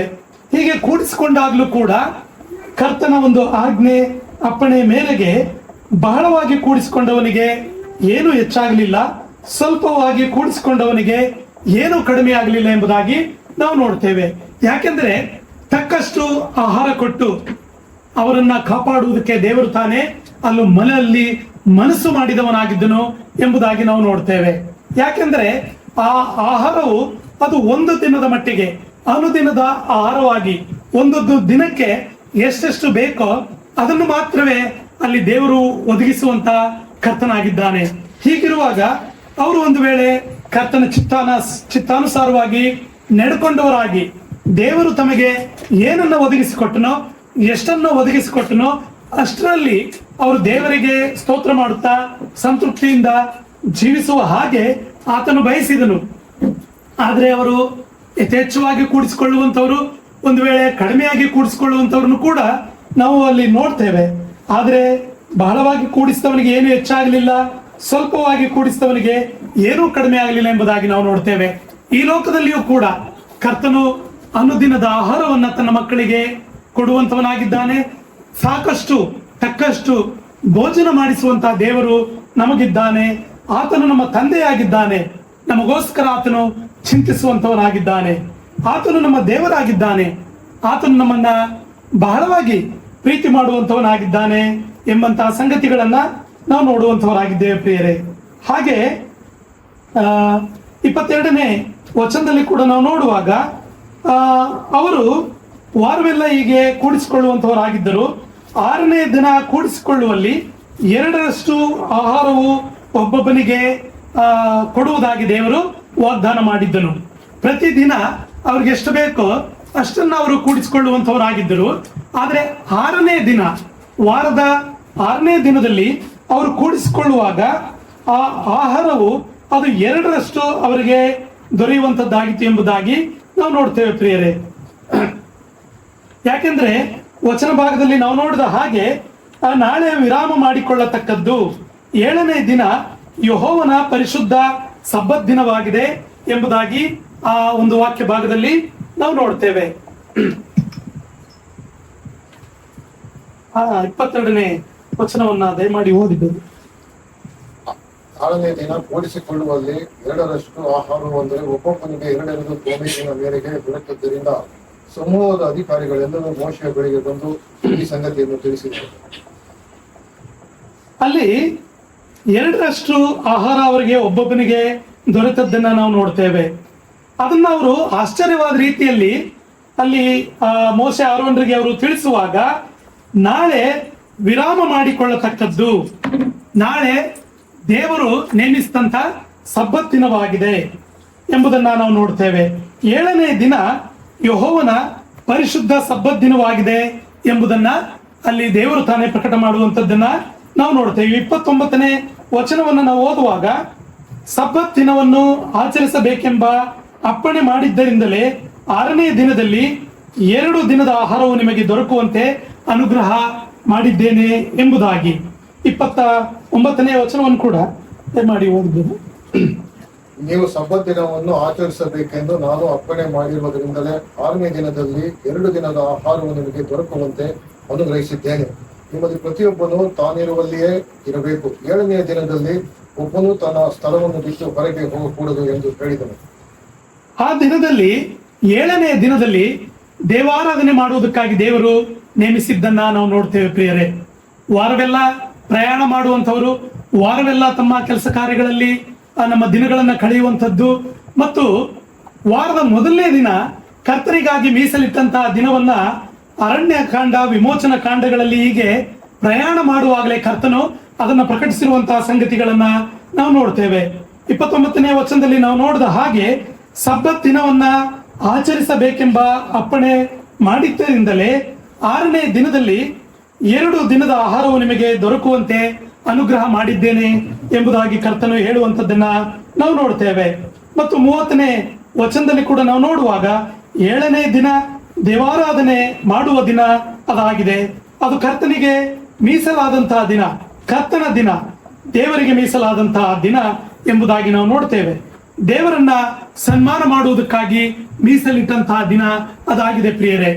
ಆದ್ದರಿಂದಲೇ ದೇವರು 6ನೇ ದಿನದಲ್ಲಿ ಅವರು ಆಹಾರವನ್ನ ಕೂಡಿಸಿಕೊಳ್ಳುವಾಗಲೇ 7ನೇ ದಿನಕ್ಕೆ ಸಾಕಾಗುವಷ್ಟು ಆಹಾರವನ್ನ, ಅಂದರೆ ಪ್ರತಿನಿತ್ಯ ದೊರಕುತ್ತಿದ್ದಂತ ಆಹಾರದ 2ರಷ್ಟು ಆಹಾರವನ್ನ 6ನೇ ದಿನದಲ್ಲಿ ಅವರಿಗೆ ಒದಗಿಸಿಕೊಡುವಂಥದ್ದನ್ನ ನಾವು ನೋಡ್ತೇವೆ ಪ್ರಿಯರೇ. ಇದು ನಮ್ಮ ಕ್ರಿಸ್ತಿಯ ಜೀವಿತದಲ್ಲಿ ಕರ್ತನು ತಾನೇ ನಮ್ಮ ಅನುದಿನದ ಆಹಾರವನ್ನ ನಮಗೆ ಒದಗಿಸುವಂತವನಾಗಿದ್ದಾನೆ, ನಮ್ಮ ಅಗತ್ಯತೆಗಳನ್ನ ಪೂರೈಸುವಂತವನಾಗಿದ್ದಾನೆ. ಮತ್ತು 7ನೇ ದಿನ ವಿಶ್ರಮಿಸಿಕೊಳ್ಳುವುದಕ್ಕಾಗಿ ದೇವರು ತಾನೇ ಆಜ್ಞಾಪಿಸಿರುವಂತದ್ದನ್ನ ನಾವು ನೋಡ್ತೇವೆ. 7ನೇ ದಿನ ಆತನಿಗೆ ಮೀಸಲಿಟ್ಟಂತಹ ದಿನ. ನಾವು ಈಗಾಗಲೇ ಈ ಒಂದು ಹೊಸ ಒಡಂಬಡಿಕೆಯ ಈ ಕಾಲದಲ್ಲಿ ಸಭೆಯಾಗಿ ಕೂಡಿಕೊಳ್ಳುವುದನ್ನ ಅನೇಕರು ರೂಢಿಯಾಗಿ ಬಿಟ್ಟುಬಿಟ್ಟಿರುವ ಪ್ರಕಾರ ನಾವು ಬಿಟ್ಟು ಬಿಡಬಾರದು ಎಂಬುದಾಗಿ ದೇವರ ವಾಕ್ಯದಲ್ಲಿ ನಾವು ನೋಡ್ತೇವೆ ಪ್ರಿಯರೇ. 7ನೇ ದಿನ, ವಾರದ ಮೊದಲನೇ ದಿನ, ಅದು ತಾನೇ ಕರ್ತನನ್ನ ನಾವು ಆರಾಧಿಸುವುದಕ್ಕಾಗಿ ದೇವರಿಂದ ನೇಮಿಸಲ್ಪಟ್ಟಂತ ದಿನವಾಗಿದೆ ಪ್ರಿಯರೇ. ವಿಶ್ವಾಸಿಗಳ ಜೀವಿತದಲ್ಲಿ ನಮಗೆ ನೇಮಿಸಲ್ಪಟ್ಟಂತ ವಾರದ ಮೊದಲನೇ ದಿನವನ್ನ ವಾರದ ಮಧ್ಯದಲ್ಲಿ ಮಾಡುವಂತ ಯಾವುದೇ ಕಾರ್ಯಗಳನ್ನು ಕೂಡ ನಾವು ಮೊದಲನೇ ಸ್ಥಾನವನ್ನ ಕೊಡುವವರಾಗದೆ, ವಾರದ ಮೊದಲನೇ ದಿನದಲ್ಲಿ ನಾವು ನಡೆಸ್ಕೊಂಡು ಬರುವಂತ ಯಾವುದೇ ಕಾರ್ಯಗಳನ್ನ ಒಂದು ವೇಳೆ ಅದಕ್ಕೆ ನಾವು ಪ್ರಥಮ ಪ್ರಾಶಸ್ತ್ಯ ಕೊಡದೆ, 7ನೇ ದಿನ ಅಂದರೆ ವಾರದ ಮೊದಲನೇ ದಿನ ಆತನಿಗೆ ಮೀಸಲಿಟ್ಟಂತಹ ದಿನ, ಅದು ದೇವಾರಾಧನೆ ಮಾಡುವಂತ ದಿನ ಅದಾಗಿರುವುದರಿಂದ ನಾವು ಆತನನ್ನ ಆರಾಧಿಸುವುದಕ್ಕಾಗಿ, ಆತನಿಗೆ ಘನತೆ ಸಲ್ಲಿಸುವುದಕ್ಕಾಗಿ ನಾವು ಕೂಡಿ ಬರಬೇಕೆಂಬಂತ ಸತ್ಯ ಸಂಗತಿಗಳನ್ನ ಈ ವಾಕ್ಯ ಭಾಗದಲ್ಲಿ ನಾವು ತಿಳ್ಕೊಳ್ಳುವಂತವರಾಗಿದ್ದೇವೆ ಪ್ರಿಯರೇ. ಇಸ್ರಾಯೇಲರ ಜೀವಿತದ ಮೂಲಕ ನಮಗೆ ಈ ರೀತಿಯಾದಂತ ಒಂದು ಮಹಾಪಾಠವನ್ನ ಕರ್ತನು ನಮಗೆ ತಿಳಿಸಿಕೊಡುವಂತವನಾಗಿದ್ದಾನೆ. ಯಾಕೆಂದ್ರೆ ಆತನನ್ನ ಆರಾಧಿಸುವಂತಹ ಸಂಗತಿ ವಿಶ್ವಾಸಿಗಳ ಜೀವಿತಕ್ಕೆ ಬಹಳ ಪ್ರಾಮುಖ್ಯವಾದಂತಹ ಸಂಗತಿ ಅದಾಗಿದೆ ಪ್ರಿಯರೇ. ಪ್ರತಿನಿತ್ಯ ನಮಗೆ ಒಂದು ದುಡಿದು ತಿನ್ನುವಂತ ವಾಯ್ದೆಯನ್ನ ಕರ್ತನು ನೇಮಿಸಿದ್ದಾನೆ. ಆದ್ರೆ ಆತನು ನಮಗೆ 7ನೇ ದಿನಕ್ಕಾಗುವಷ್ಟು ಸಂಗತಿಗಳನ್ನ ವಾರದ ಕಡೆಯ ದಿನದಲ್ಲಿ, 6ನೇ ದಿನದಲ್ಲಿ ಆತನು ನಮಗೆ ಒದಗಿಸುವಂತವನಾಗಿದ್ದಾನೆ. ಆದ್ದರಿಂದ ನಾವು ನಮ್ಮ ಜೀವಿತದ ದಿನಗಳಲ್ಲಿ 7ನೇ ದಿನವನ್ನ, ವಾರದ ಮೊದಲನೇ ದಿನವನ್ನ ಆತನ ದಿನವನ್ನಾಗಿ ಮೀಸಲಿರಿಸಬೇಕು, ಆತನನ್ನ ಆರಾಧಿಸುವುದಕ್ಕಾಗಿ ಕೂಡಿ ಬರಬೇಕು ಎಂಬಂತಹ ಸಂಗತಿಯನ್ನ ನಾವು ತಿಳ್ಕೊಳ್ಬೇಕಾಗಿದೆ ಪ್ರಿಯರೇ. ಮತ್ತು 7ನೇ ದಿನ ಅಥವಾ ನಮ್ಮ ಹೊಸ ಒಡಂಬಡಿಕೆಯ ಒಂದು ಈ ಆರಾಧನೆಯ ದಿನ, ವಾರದ ಮೊದಲನೇ ದಿನ ನಾವು ಆರಾಧನೆಗಾಗಿ ಕೂಡಿ ಬರುವಾಗ, ಆತನ ಪರಿಶುದ್ಧ ಸನ್ನಿಧಾನದಲ್ಲಿ ಕೂಡಿ ಬರುವಾಗ ನಮ್ಮ ಮುಂದೆ ವರ್ಣಿಸಲ್ಪಟ್ಟಂತ ನಮ್ಮ ಕರ್ತನಾದ ಯೇಸು ಕ್ರಿಸ್ತನನ್ನ ಪರಿಪೂರ್ಣವಾಗಿ ದೃಷ್ಟಿಸುತ್ತಾ ನಾವು ಈ ಲೋಕದಲ್ಲಿ ಕರ್ತನನ್ನ ಆರಾಧಿಸುವುದಕ್ಕಾಗಿ ನಾವು ಕರೆಯಲ್ಪಟ್ಟವರಾಗಿದ್ದೇವೆ ಪ್ರಿಯರೇ. ವಾರದ ಮೊದಲನೇ ದಿನ ಕರ್ತನ ಸನ್ನಿಧಾನದಲ್ಲಿ ನಾವು ಕೂಡಿ ಬಂದಿರುವಾಗ, ಈ ವಾರದ ಎಲ್ಲಾ ದಿನಗಳಲ್ಲಿ ದೇವರು ನಮಗೆ ಕೊಟ್ಟಂತ ಎಲ್ಲಾ ಸಂಗತಿಗಳಿಗಾಗಿ ನಾವು ಉಪಕಾರ ಸ್ತುತಿ ಮಾಡಬೇಕೇ ಹೊರತು, ನಾವು ಆ ಒಂದು ದಿನದಲ್ಲಿ ಕೂಡ ವಾರದಲ್ಲಿ ಮಾಡಿದಂತ ಕಾರ್ಯಗಳಿಗಾಗಿ ನಾವು ಆ ಕಡೆ ಲೋಕದ ಕಡೆ ನಮ್ಮ ಗಮನ ಹೋಗ್ಬಾರ್ದು ಎಂಬಂತ ಸಂಗತಿಗಳನ್ನ ನಾವು ತಿಳ್ಕೊಳ್ಬೇಕಾಗಿದೆ ಪ್ರಿಯರೇ. ವಾರದ ಮೊದಲನೇ ದಿನ ನಾವು ಕೂಡಿ ಬಂದಾಗಲೂ ಕೂಡ ಒಂದು ವೇಳೆ ಆ ಹೊತ್ತು ಯಾವುದಾದ್ರೂ ಲೌಕಿಕ ಕಾರ್ಯಗಳು ನಮ್ಮ ಒಂದು ಮನಸ್ಸನ್ನ ಲೋಕದ ಕಡೆಗೆ ಅಡ್ಡಿಪಡಿಸುವಂತೆ ಇರಬಾರದು ಪ್ರಿಯರೇ. ಒಂದು ವೇಳೆ ಈ ಲೋಕದಲ್ಲಿ ಯಾವುದೇ ಒಂದು ಸಭೆ ಸಮಾರಂಭ ಅಥವಾ ಯಾವುದೇ ಒಂದು ಮದುವೆ ಕಾರ್ಯಗಳಿಗಾಗಿ ಒಂದು ವೇಳೆ ನಾವು ವಿಶ್ವಾಸಿಗಳು ವಾರದ ಮೊದಲನೇ ದಿನ ಆರಾಧನೆಗೆ ಕೂಡಿ ಬರ್ತೇವೆ, ಆದ್ರೆ ನಮ್ಮ ಮನಸ್ಸು ಆ ಕಡೆ, ಆ ಮದುವೆಯ ಕಾರ್ಯಗಳ ಕಡೆ ನಮ್ಮ ಮನಸ್ಸು ಎಳೆಯುವಂಥದ್ದನ್ನ ನಾವು ನೋಡ್ತೇವೆ ಪ್ರಿಯರೇ. ಅಲ್ಲಿ ನಾವು ಕೂತಿರುವಾಗಲೂ ಕೂಡ ಎಷ್ಟು ಬೇಗ ಆರಾಧನೆ ಮುಗಿಸ್ತೇವೋ, ಎಷ್ಟು ಬೇಗ ವಾರದ ಕೂಟಗಳು ಮುಗಿತದೋ, ಅಥವಾ ಎಷ್ಟು ಬೇಗ ಯವನಸ್ತರ ಕೂಟ, ಸುವಾರ್ಥ ಕೂಟ ಅಥವಾ ಇನ್ನಿತರ ಒಂದು ವೇಳೆ ಸಹೋದರಿಯರ ಕೂಟ, ಇದು ಎಷ್ಟು ಬೇಗ ಮುಗಿಸ್ತೇವೋ ನಾವು ಮುಂದೆ ಆ ಮದುವೆ ಕಾರ್ಯಕ್ಕೆ ಹೋಗ್ಬೇಕು, ಇನ್ನಿತರ ಕಾರ್ಯಗಳು ನಮ್ಮನ್ನ ಒಂದು ಸೆಳೆಯುವಂತದ್ದಾಗಿದೆ, ಲೋಕ ನಮ್ಮನ್ನ ಈ ರೀತಿಯಾಗಿ ಪ್ರಚೋದನೆ ಮಾಡುವಂತದ್ದಾಗಿದೆ ಪ್ರಿಯರೇ. ಆದ್ದರಿಂದ ಒಂದು ವೇಳೆ ನಾವು ಎಷ್ಟು ಮಟ್ಟಿಗೆ ನಾವು ಆರಾಧನೆಯಲ್ಲಿ ಭಾಗವಹಿಸುವಂತವರಾಗಿದ್ದೇವೆ, ನಮ್ಮ ಮನಸ್ಸು ಎಷ್ಟು ಮಟ್ಟಿಗೆ ಆರಾಧನೆಯಲ್ಲಿ ಅದು ನಾವು ತಲ್ಲೀನರಾಗಿರ್ತೇವೆ, ಎಷ್ಟು ಮಟ್ಟಿಗೆ ನಾವು ನಮ್ಮ ಪೂರ್ಣ ಹೃದಯದಿಂದ, ಪೂರ್ಣ ಪ್ರಾಣದಿಂದ, ಪೂರ್ಣ ಬುದ್ಧಿಯಿಂದ ಕರ್ತನನ್ನ ಆರಾಧಿಸುವುದಕ್ಕಾಗಿ ಆ ದಿನವನ್ನ ಮೀಸಲಿಟ್ಟವರಾಗಿದ್ದೇವೆ, ಅಲ್ಲಿ ನಾವು ಒಂದು ವೇಳೆ ಪರೀಕ್ಷೆ ಮಾಡಿಕೊಂಡವರಾಗಿ ಹಿಂದಿನ ದಿನ ನಾವು ಆರಾಧನೆಗಾಗಿ ಪೂರ್ಣ ಹೃದಯದಿಂದ, ಪೂರ್ಣ ಪ್ರಾಣದಿಂದ, ಪೂರ್ಣ ಬುದ್ಧಿಯಿಂದ ನಾವು ಸಿದ್ಧರಾಗಿ ನಾವು ದೇವಾರಾಧನೆ ಮಾಡಬೇಕೆಂಬಂತಹ ಸಂಗತಿಯನ್ನ ನಾವು ಇಲ್ಲಿ ತಿಳಿಯುವಂತವರಾಗಿದ್ದೇವೆ ಪ್ರಿಯರೇ. 7ನೇ ದಿನ ಅಂದರೆ ನಾವು ಈಗ ಆರಾಧನೆಗಾಗಿ ಕೂಡಿ ಬರುವಂತ ವಾರದ ಮೊದಲನೇ ದಿನ ದೇವಾರಾಧನೆ ಮಾಡುವಂತ ದಿನ ಅದಾಗಿದೆ ಪ್ರಿಯರೇ. ಕರ್ತನ ದಿನ ಅದಾಗಿದೆ ಪ್ರಿಯರೇ. ದೇವರಿಗಾಗಿ ಮೀಸಲಾದಂತ ದಿನ ಅದಾಗಿದೆ ಪ್ರಿಯರೇ. ದೇವರನ್ನ ನಾವು ಸನ್ಮಾನ ಮಾಡಬೇಕಾದಂತ ದಿನ ಅದಾಗಿದೆ ಪ್ರಿಯರೇ. ಆದ್ದರಿಂದ ದೇವರ ದಿನದಲ್ಲಿ ಜನರು ಕೆಲಸವನ್ನ ಮಾಡದೆ ಇದ್ದರು ಎಂಬುದಾಗಿ ನಾವು ನೋಡ್ತೇವೆ. ಅಲ್ಲಿ ಕರ್ತನು ಅವರಿಗಾಗಿ ಕೊಟ್ಟಂತ ಮನ್ನಾ, ಕೊಟ್ಟಂತ ನೀರು ಎಲ್ಲವನ್ನ ನಾವು ಜ್ಞಾಪಕಪಡಿಸಿಕೊಳ್ಳುವಾಗ ನಮ್ಮ ಕರ್ತನಾದ ಯೇಸು ಕ್ರಿಸ್ತನ ಕೃಪೆ ಅಲ್ಲಿ ನಮಗೆ ಎದ್ದು ಕಾಣುವಂತದ್ದಾಗಿದೆ. ಆತನು ತನ್ನ ಜನರಿಗೆ ಒದಗಿಸುತ್ತಾ ಬಂದಂತ ಸಂಗತಿಗಳನ್ನ ನಾವು ನೋಡುವಂತವರಾಗಿದ್ದೇವೆ. ಮತ್ತು ಆ ಜನರಿಗೆ ಅರಣ್ಯದಲ್ಲಿ 40 ವರ್ಷ ಆತನು ನಡೆಸ್ತಾ ಬಂದಂತ ರೀತಿಯನ್ನ ನಾವು ನೋಡುವಾಗ ಅವರ ಬಟ್ಟೆಗಳು ಮಾಸಲಿಲ್ಲ, ಅವರ ಕೆರಗಳು ಸವೆಯಲಿಲ್ಲ ಎಂಬುದಾಗಿ ನಾವು ನೋಡ್ತೇವೆ ಪ್ರಿಯರೇ. ಪ್ರತಿ ಹಂತದಲ್ಲೂ ಕೂಡ ಆತನೇ ಅವರಿಗೆ ಮುಂಬಲವಾಗಿಯೂ ಹಿಂಬಲವಾಗಿಯೂ ಅವರನ್ನು ನಡೆಸ್ಕೊಂಡು ಬಂದಂತ ಸಂಗತಿಗಳನ್ನ ನಾವು ನೋಡ್ತೇವೆ ಪ್ರಿಯರೇ. ಆದ್ದರಿಂದ ಅಲ್ಲಿ ಕೊಟ್ಟಂತ ಮನ್ನಾ, ಪರಲೋಕದಿಂದ ಸುರಿಸಿದಂತ ಆ ಪರಲೋಕದ ಆಹಾರ, ಅದು ನಮ್ಮ ಕರ್ತನಾದ ಯೇಸು ಕ್ರಿಸ್ತನ ಕೃಪೆಯನ್ನ ಅದು ನಮ್ಮ ಮುಂದೆ ಎತ್ತಿ ಹಿಡಿಯುವಂತದ್ದಾಗಿದೆ ಪ್ರಿಯರೇ. ಮತ್ತು ದೇವರು ಒದಗಿಸುವಂತ ವಿಧ ಎಂಥದ್ದು ಎಂಬುದನ್ನ ಅದು ನಮಗೆ ತಿಳಿಸಿಕೊಡುವಂತದ್ದಾಗಿದೆ ಪ್ರಿಯರೇ. ಮತ್ತು ಅಲ್ಲಿ ಹೇಳುತ್ತಾ ಬಂದ ಹಾಗೆ, ನಾನು ನಿಮ್ಮ ದೇವರಾದ ಯೆಹೋವನು ಎಂದು ನಿಮಗೆ ಗೊತ್ತಾಗಬೇಕು ಎಂಬುದಾಗಿಯೂ, ಮತ್ತು ಇವರು 4ನೇ ವಚನದಲ್ಲಿ ನಾವು ನೋಡ್ತಾ ಬಂದ ಹಾಗೆ, ಇವರು ನನ್ನ ಬೋಧನೆಯನ್ನ ಅನುಸರಿಸಿ ನಡ್ಕೊಳ್ಳುವರೋ ಇಲ್ಲವೋ ಎಂಬುದಾಗಿ ಪರೀಕ್ಷಿಸಿ ತಿಳ್ಕೊಳ್ಳುವೆನು ಎಂಬುದಾಗಿ. ಅಂದರೆ ತನ್ನ ಜನರು ದೇವರಿಗೆ ಎಷ್ಟು ಮಟ್ಟಿಗೆ ವಿಧೇಯರಾಗುವಂತವರಾಗಿದ್ದಾರೆ ಎಂಬುದನ್ನ ಕರ್ತನು ತಾನೇ ಅಲ್ಲಿ ಪರಿಶೋಧಿಸಿ ತಿಳ್ಕೊಳ್ಳುವಂತಹ ಸಂಗತಿಯನ್ನ ನಾವು ನೋಡ್ತೇವೆ ಪ್ರಿಯರೇ. ಹಾಗೆ ನಾವು ವಿಮೋಚನಾ ಕಾಂಡ 17ನೇ ಅಧ್ಯಾಯದಲ್ಲಿ ಕೂಡ ನಾವು ನೋಡುವಾಗ ದೇವರು ಬಂಡೆಯೊಳಗಿಂದ ನೀರನ್ನ ಬರಮಾಡಿದಂತಹ ಸಂಗತಿಯನ್ನ ಈ ವಾಕ್ಯ ಭಾಗದಲ್ಲಿ ನಾವು ನೋಡಿದ್ದೇವೆ. ತರುವಾಯ 2ನೇ ವಚನದಲ್ಲಿ ನಾವು ನೋಡ್ತೇವೆ, ಕುಡಿಯುವುದಕ್ಕೆ ನೀರಿಲ್ಲದ ಕಾರಣ ಜನರು ಮೋಶೆಯ ಸಂಗಡ ವಾದಿಸುತ್ತಾ ಯೆಹೋವನನ್ನು ಪರೀಕ್ಷಿಸಿದರು ಎಂಬುದಾಗಿ ನಾವು ನೋಡ್ತೇವೆ. ಅರಣ್ಯದಲ್ಲಿ ಅವರಿಗೆ ಬೇಕಾದಂತ ಆಹಾರವನ್ನ ಒದಗಿಸಿಕೊಟ್ಟನು, ಅವರಿಗೆ ಬೇಕಾದಂತ ನೀರನ್ನು ಕೂಡ ದೇವರು ತನ್ನ ಒಂದು ಪರಾಕ್ರಮದಿಂದಲೇ ಒದಗಿಸಿಕೊಟ್ಟಂತಹ ಸಂಗತಿಯನ್ನ ಈ ವಾಕ್ಯ ಭಾಗದಲ್ಲಿ ನಾವು ನೋಡ್ತೇವೆ ಪ್ರಿಯರೇ. 4ನೇ ವಚನದಲ್ಲಿ ನಾವು ನೋಡ್ತೇವೆ, ಆಗ ಮೋಶೆಯು ಯೆಹೋವನಿಗೆ ಮೊರೆಯಿಟ್ಟು, ಈ ಜನರಿಗೋಸ್ಕರ ನಾನೇನು ಮಾಡಲಿ, ಅವರು ನನ್ನನ್ನು ಕಲ್ಲೆಸೆದು ಕೊಲ್ಲುವ ಹಾಗಿದೆಯಲ್ಲ ಅಂದನು. ಅಂದ್ರೆ ಮೋಶೆ ಆರೋನರು ಆ ಐಗುಪ್ತದಿಂದ ಇಸ್ರಾಯೇಲರನ್ನ ಬಿಡಿಸಿಕೊಂಡು ಬರುವುದಕ್ಕೆ ದೇವರಿಂದ ನೇಮಿಸಲ್ಪಟ್ಟಂತಹ ಸೇವಕರು. ಹೀಗೆ ದೇವರಿಂದ ನೇಮಿಸಲ್ಪಟ್ಟಂತ ಸೇವಕರಿಗೆ ವಿರುದ್ಧವಾಗಿ ಗುಣಗುಟ್ಟುವಂತಹ ಸಂಗತಿ, ಅದು ಸರ್ವಶಕ್ತನಾದ ದೇವರಿಗೆ ಗುಣಗುಟ್ಟುವಂತಹ ಸಂಗತಿ ಅದಾಗಿದೆ ಪ್ರಿಯರೇ. ದೇವರಿಗೆ ವಿರುದ್ಧವಾಗಿ ಆ ಜನರು ಗುಣಗುಟ್ಟಿದ್ರು ಎಂಬುದಾಗಿ ನಾವು ನೋಡ್ತೇವೆ ಪ್ರಿಯರೇ. ಅಲ್ಲಿ ಮೋಶೆ ಆರೋನರು ನಾನೇನು ಮಾಡಲಿ, ಅವರು ನನ್ನನ್ನು ಕಲ್ಲೆಸೆದು ಕೊಲ್ಲುವ ಹಾಗಿದ್ದಾರಲ್ಲ ಎಂಬುದಾಗಿ ಹೇಳುವಾಗ, ಹಾಗಾದ್ರೆ ಆ ಇಸ್ರೇಲರ ಮನಸ್ಥಿತಿ ಹೇಗಿತ್ತು, ಒಂದು ವೇಳೆ ಅವರ ಕೋಪ, ಅವರ ತಾಪ ಎಷ್ಟರ ಮಟ್ಟಿಗಿತ್ತು ಎಂಬುದಾಗಿ ನಾವು ತಿಳ್ಕೊಳ್ಬಹುದಾಗಿದೆ ಪ್ರಿಯರೇ. ಅವರ ಒಂದು ನಡೆ ಮೋಶೆ ಆರೋನರನ್ನ ಕಲ್ಲೆಸೆದು ಕೊಲ್ಲುವಷ್ಟರ ಮಟ್ಟಿಗೆ ಅವರ ಒಂದು ಮನೋಸ್ಥಿತಿ ಅವರದು ಇತ್ತು ಎಂಬುದಾಗಿ ನಾವು ತಿಳ್ಕೊಳ್ಬಹುದಾಗಿದೆ ಪ್ರಿಯರೇ. 5ನೇ ವಚನದಲ್ಲಿ, ಅದಕ್ಕೆ ಯೆಹೋವನು, ನೀನು ನೈಲ್ ನದಿಯನ್ನು ಒಡೆದ ಕೋಲನ್ನು ಕೈಯಲ್ಲಿ ಹಿಡಿದುಕೊಂಡು ನಾನು ತೋರಿಸುವ ಸ್ಥಳಕ್ಕೆ ಹೋಗು, ಅಲ್ಲಿ ಹೋರೇಬಿನಲ್ಲಿರುವ ಬಂಡೆಯ ಮೇಲೆ ನಾನೇ ನಿನ್ನೆದುರಾಗಿ ನಿಲ್ಲುವೆನು, ನೀನು ಬಂಡೆಯನ್ನು ಹೊಡೆದಾಗ ಅದರಿಂದ ನೀರು ಹೊರಡುವುದು, ಜನರು ಕುಡಿಯುವರು ಎಂದು ಮೋಶೆಗೆ ಅಪ್ಪಣೆ ಕೊಟ್ಟನು ಎಂಬುದಾಗಿ ನಾವು ನೋಡ್ತೇವೆ. ನಾನು ತೋರಿಸುವ ಸ್ಥಳಕ್ಕೆ ಹೋಗು, ಅಲ್ಲಿ ಹೊರೇಬಿನಲ್ಲಿರುವ ಬಂಡೆಯ ಮೇಲೆ ನಾನೇ ನಿನ್ನೆದುರಾಗಿ ನಿಲ್ಲುವೆನು, ನೀನು ಆ ಬಂಡೆಯನ್ನು ಹೊಡೆದಾಗ ಅದರಿಂದ ನೀರು ಹೊರಡುವುದು ಎಂಬುದಾಗಿ ಕರ್ತನು ಹೇಳುವಂಥದ್ದನ್ನ ನಾವು ನೋಡ್ತೇವೆ ಪ್ರಿಯರೇ. ಕರ್ತನು ಅದ್ಭುತ ರೀತಿಯಲ್ಲಿ ಸೀಳಲ್ಪಟ್ಟಂತಹ ಬಂಡೆಯಾಗಿ ಅಲ್ಲಿ ತನ್ನ ಜನರಿಗೆ ಆತನು ನೀರನ್ನ ಒದಗಿಸಿದಂತ ವಿಧವನ್ನ ನಾವು ನೋಡುವಂತವರಾಗಿದ್ದೇವೆ ಪ್ರಿಯರೇ. ಕರ್ತನ ಒದಗಿಸುವಿಕೆ ಅದು ಆತನ ಪ್ರೀತಿಯನ್ನ ತೋರಿಸುವಂತದ್ದಾಗಿದೆ ಪ್ರಿಯರೇ. 40 ವರ್ಷಗಳು ಅದು ಸಾಧಾರಣ ಒಂದು ಪ್ರಯಾಣವಲ್ಲ.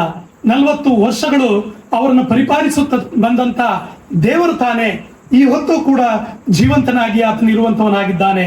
ಆತನು ನಮ್ಮನ್ನ ಇದೇ ರೀತಿಯಾಗಿ ಪರಿಪಾಲಿಸುವಂತಹ ಸಂಗತಿಯನ್ನ ನಾವು ನೋಡ್ತೇವೆ ಪ್ರಿಯರೇ. ಆದ್ದರಿಂದ ಇಸ್ರೇಲರು ಗುಣಗುಟ್ಟಿದ ಹಾಗೆ ನಾವು ಗುಣಗುಟ್ಟಬಾರದು ಎಂಬಂತಹ ಸಂಗತಿಯನ್ನ ನಾವು ವಾಕ್ಯ ಭಾಗದಲ್ಲಿ ಕಲ್ತ್ಕೊಳ್ಳುವಂತವರಾಗಿದ್ದೇವೆ ಪ್ರಿಯರೇ. ಅಲ್ಲಿ ಕರ್ತನು ಒದಗಿಸಿದಂತ ಮನ್ನಾ ಅದು ಜೀವ ಕೊಡುವ ರೊಟ್ಟಿಯನ್ನ ತೋರಿಸುವಂತದ್ದಾಗಿದೆ ಪ್ರಿಯರೇ. ಯೋಹಾನ್ ಬರೆಸುವಾರ್ತೆ 6ನೇ ಅಧ್ಯಾಯದ 33ನೇ ವಚನದಲ್ಲಿ ನಾವು ನೋಡುವಾಗ, ದೇವರು ಕೊಡುವ ಆ ರೊಟ್ಟಿ ಯಾವುದೆಂದರೆ ಪರಲೋಕದಿಂದ ಇಳಿದು ಬಂದು ಲೋಕಕ್ಕೆ ಜೀವವನ್ನು ಉಂಟು ಮಾಡುವಂತದ್ದೇ ಎಂದು ಹೇಳಿದ್ದನ್ನ ನಾವು ನೋಡ್ತೇವೆ. ಪರಲೋಕದಿಂದ ಇಳಿದು ಬಂದಂತಹ ರೊಟ್ಟಿ ನಾನೇ ಎಂಬುದಾಗಿ ಕರ್ತನು ಹೇಳುವಂತದ್ದನ್ನ ನಾವು ನೋಡ್ತೇವೆ ಪ್ರಿಯರೇ. ಜೀವ ಕೊಡುವ ರೊಟ್ಟಿ, ಪರಲೋಕದಿಂದ ಇಳಿದು ಬಂದು ಲೋಕಕ್ಕೆ ಜೀವವನ್ನ ಉಂಟು ಮಾಡುವಂತಹ ರೊಟ್ಟಿ ಎಂಬುದಾಗಿ ನಾವು ನೋಡ್ತೇವೆ. ಮತ್ತು ಅದೇ ಒಂದು ವಚನ ಭಾಗದಲ್ಲಿ 35ನೇ ವಚನದಲ್ಲಿ ಕೂಡ ಯೋಹಾನ್ ಬರೆಸುವಾರ್ತೆ 6ನೇ ಅಧ್ಯಾಯದ 35ನೇ ವಚನದಲ್ಲಿ ನಾವು ನೋಡ್ತೇವೆ, ಯೇಸು ಅವರಿಗೆ, ಜೀವ ಕೊಡುವ ರೊಟ್ಟಿ ನಾನೇ, ನನ್ನ ಬಳಿಗೆ ಬರುವಂತವನಿಗೆ ಎಂದಿಗೂ ಹಸಿವೆಯಾಗುವುದಿಲ್ಲ ಎಂಬುದಾಗಿ ಅಲ್ಲಿ ಹೇಳಿರುವಂತದ್ದನ್ನ ನಾವು ನೋಡ್ತೇವೆ. ಕರ್ತನು ತಾನೇ ನಾನು ಪರಲೋಕದಿಂದ ಇಳಿದು ಬಂದಂತ ಜೀವ ಕೊಡುವ ರೊಟ್ಟಿಯಾಗಿದ್ದೇನೆ, ನನ್ನ ಬಳಿಗೆ ಬರುವಂತವನಿಗೆ ಎಂದಿಗೂ ಹಸಿವೆ ಆಗುವುದಿಲ್ಲ ಎಂಬುದಾಗಿ ಹೇಳುವುದನ್ನ ನಾವು ನೋಡ್ತೇವೆ. ಮತ್ತು 41ನೇ ವಚನದಲ್ಲಿ ಕೂಡ ಆತನ ಹೇಳುವಂತಹ ಮಾತು, ಪರಲೋಕದಿಂದ ಇಳಿದು ಬಂದ ಜೀವ ಕೊಡುವ ರೊಟ್ಟಿ ನಾನೇ ಎಂದು ಹೇಳಿದ್ದಕ್ಕೆ ಯಹೂದ್ಯರು ಆತನ ವಿಷಯದಲ್ಲಿ ಗುಣಗುಟ್ಟಿದರು ಎಂಬುದಾಗಿ ನಾವು ನೋಡ್ತೇವೆ. ಈಗಲೂ ಕೂಡ ಆತನು ನಮಗೋಸ್ಕರ ಆ ಕಲ್ವಾರಿ ಶಿಲುಬೆ ಮೇಲೆ ತನ್ನ ಪ್ರಾಣವನ್ನೇ ಕೊಟ್ಟಂತ ಜೀವ ಕೊಡುವ ರೊಟ್ಟಿ ಆತನಾಗಿದ್ದಾನೆ. ಆ ವಿಷಯದಲ್ಲಿ ಒಂದು ವೇಳೆ ಪೂರ್ಣ ಮನಸ್ಸು ನಮಗಿದೆಯಾ? ಅದನ್ನ ವಿವೇಚನೆಯಿಂದ ನಾವು ಆ ಒಂದು ಸಂಗತಿಗಳನ್ನು ನಾವು ಅರ್ಥಕೊಂಡಿದ್ದೇವಾ? ಅಥವಾ ಇಸ್ರೇಲರ ಹಾಗೆ ನಾವು ಆ ಸಂಗತಿಗಳಲ್ಲಿ ಯಹೂದ್ಯರ ಹಾಗೆ ಇಸ್ರೇಲರ ಹಾಗೆ ನಾವು ಗುಣಗುಟ್ಟುವಂತವರಾಗಿದ್ದೇವಾ? ನಮ್ಮನ್ನು ನಾವು ಪರೀಕ್ಷೆ ಮಾಡಿಕೊಳ್ಬೇಕಾಗಿದೆ ಪ್ರಿಯರೇ. ಹಾಗೆ ಅಲ್ಲಿ ಸೀಳಲ್ಪಟ್ಟಂತ ಬಂಡೆಯ ಕುರಿತಾಗಿ ನಾವು ನೋಡುವಾಗ ಅವರೆಲ್ಲರೂ ದೈವಿಕವಾದ ಒಂದೇ ಬಂಡೆಯ ನೀರನ್ನು ಕುಡಿದರು.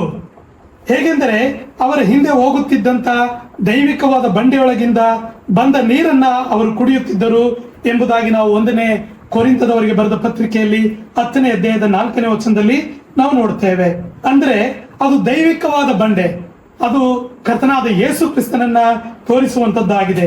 ಸೀಳಲ್ಪಟ್ಟಂತಹ ಬಂಡೆ ಆತನು ನಮ್ಮೆದುರಿಗೆ ಆತನು ತಾನೇ ಸೀಳಲ್ಪಟ್ಟಂತ ಬಂಡೆಯಾಗಿ ವರ್ಣಿಸಲ್ಪಟ್ಟವನಾಗಿದ್ದಾನೆ. ಇಸ್ರೇಲರೆಲ್ಲರೂ ದೈವಿಕವಾದ ಒಂದೇ ಬಂಡೆಯಿಂದ ಬಂದ ನೀರನ್ನ ಕುಡಿದರು ಎಂಬುದಾಗಿ ನಾವು ನೋಡ್ತೇವೆ. ಸಮಾರ್ಯ ಆ ಹೆಂಗಸಿನ ಸಂಗಡ ಕರ್ತನಾದ ಯೇಸು ಕ್ರಿಸ್ತನು ಆತನು ಮಾತಾಡುವಾಗ ಜೀವಕರವಾದ ನೀರು, ಯೋಹಾನ್ ಬರೆದ ಸುವಾರ್ತೆ 4ನೇ ಅಧ್ಯಾಯದಲ್ಲಿ ನಾವು ನೋಡ್ತೇವೆ. ಸಮಾರ್ಯದ ಹೆಂಗಸಿನ ಸಂಗಡ ಮಾತಾಡುವಾಗ 4ನೇ ಅಧ್ಯಾಯದ 10ನೇ ವಚನದಲ್ಲಿ ಅದಕ್ಕೆ ಯೇಸು, ದೇವರು ಕೊಡುವ ವರವೇನೆಂಬುದು ಕುಡಿಯುವುದಕ್ಕೆ ನೀರು ಕೊಡು ಎಂದು ನಿನಗೆ ಹೇಳಿದವನು ಯಾರೆಂಬುದು ನಿನಗೆ ತಿಳಿದಿದ್ದರೆ ನೀನು ಅವನನ್ನು ಬೇಡಿಕೊಳ್ಳುತ್ತಿದ್ದೆ, ಅವನು ನಿನಗೆ ಜೀವಕರವಾದ ನೀರನ್ನು ಕೊಡುತ್ತಿದ್ದನು ಎಂಬುದಾಗಿ ಅಲ್ಲಿ ಕರ್ತನಾದ ಯೇಸು ಕ್ರಿಸ್ತನು ಸಮಾರ್ಯದ ಹೆಂಗಸಿನ ಸಂಗಡ ತನ್ನನ್ನು ತಾನು ಪ್ರಕಟಿಸಿಕೊಳ್ಳುವುದನ್ನ ನಾವು ನೋಡ್ತೇವೆ ಪ್ರಿಯರೇ.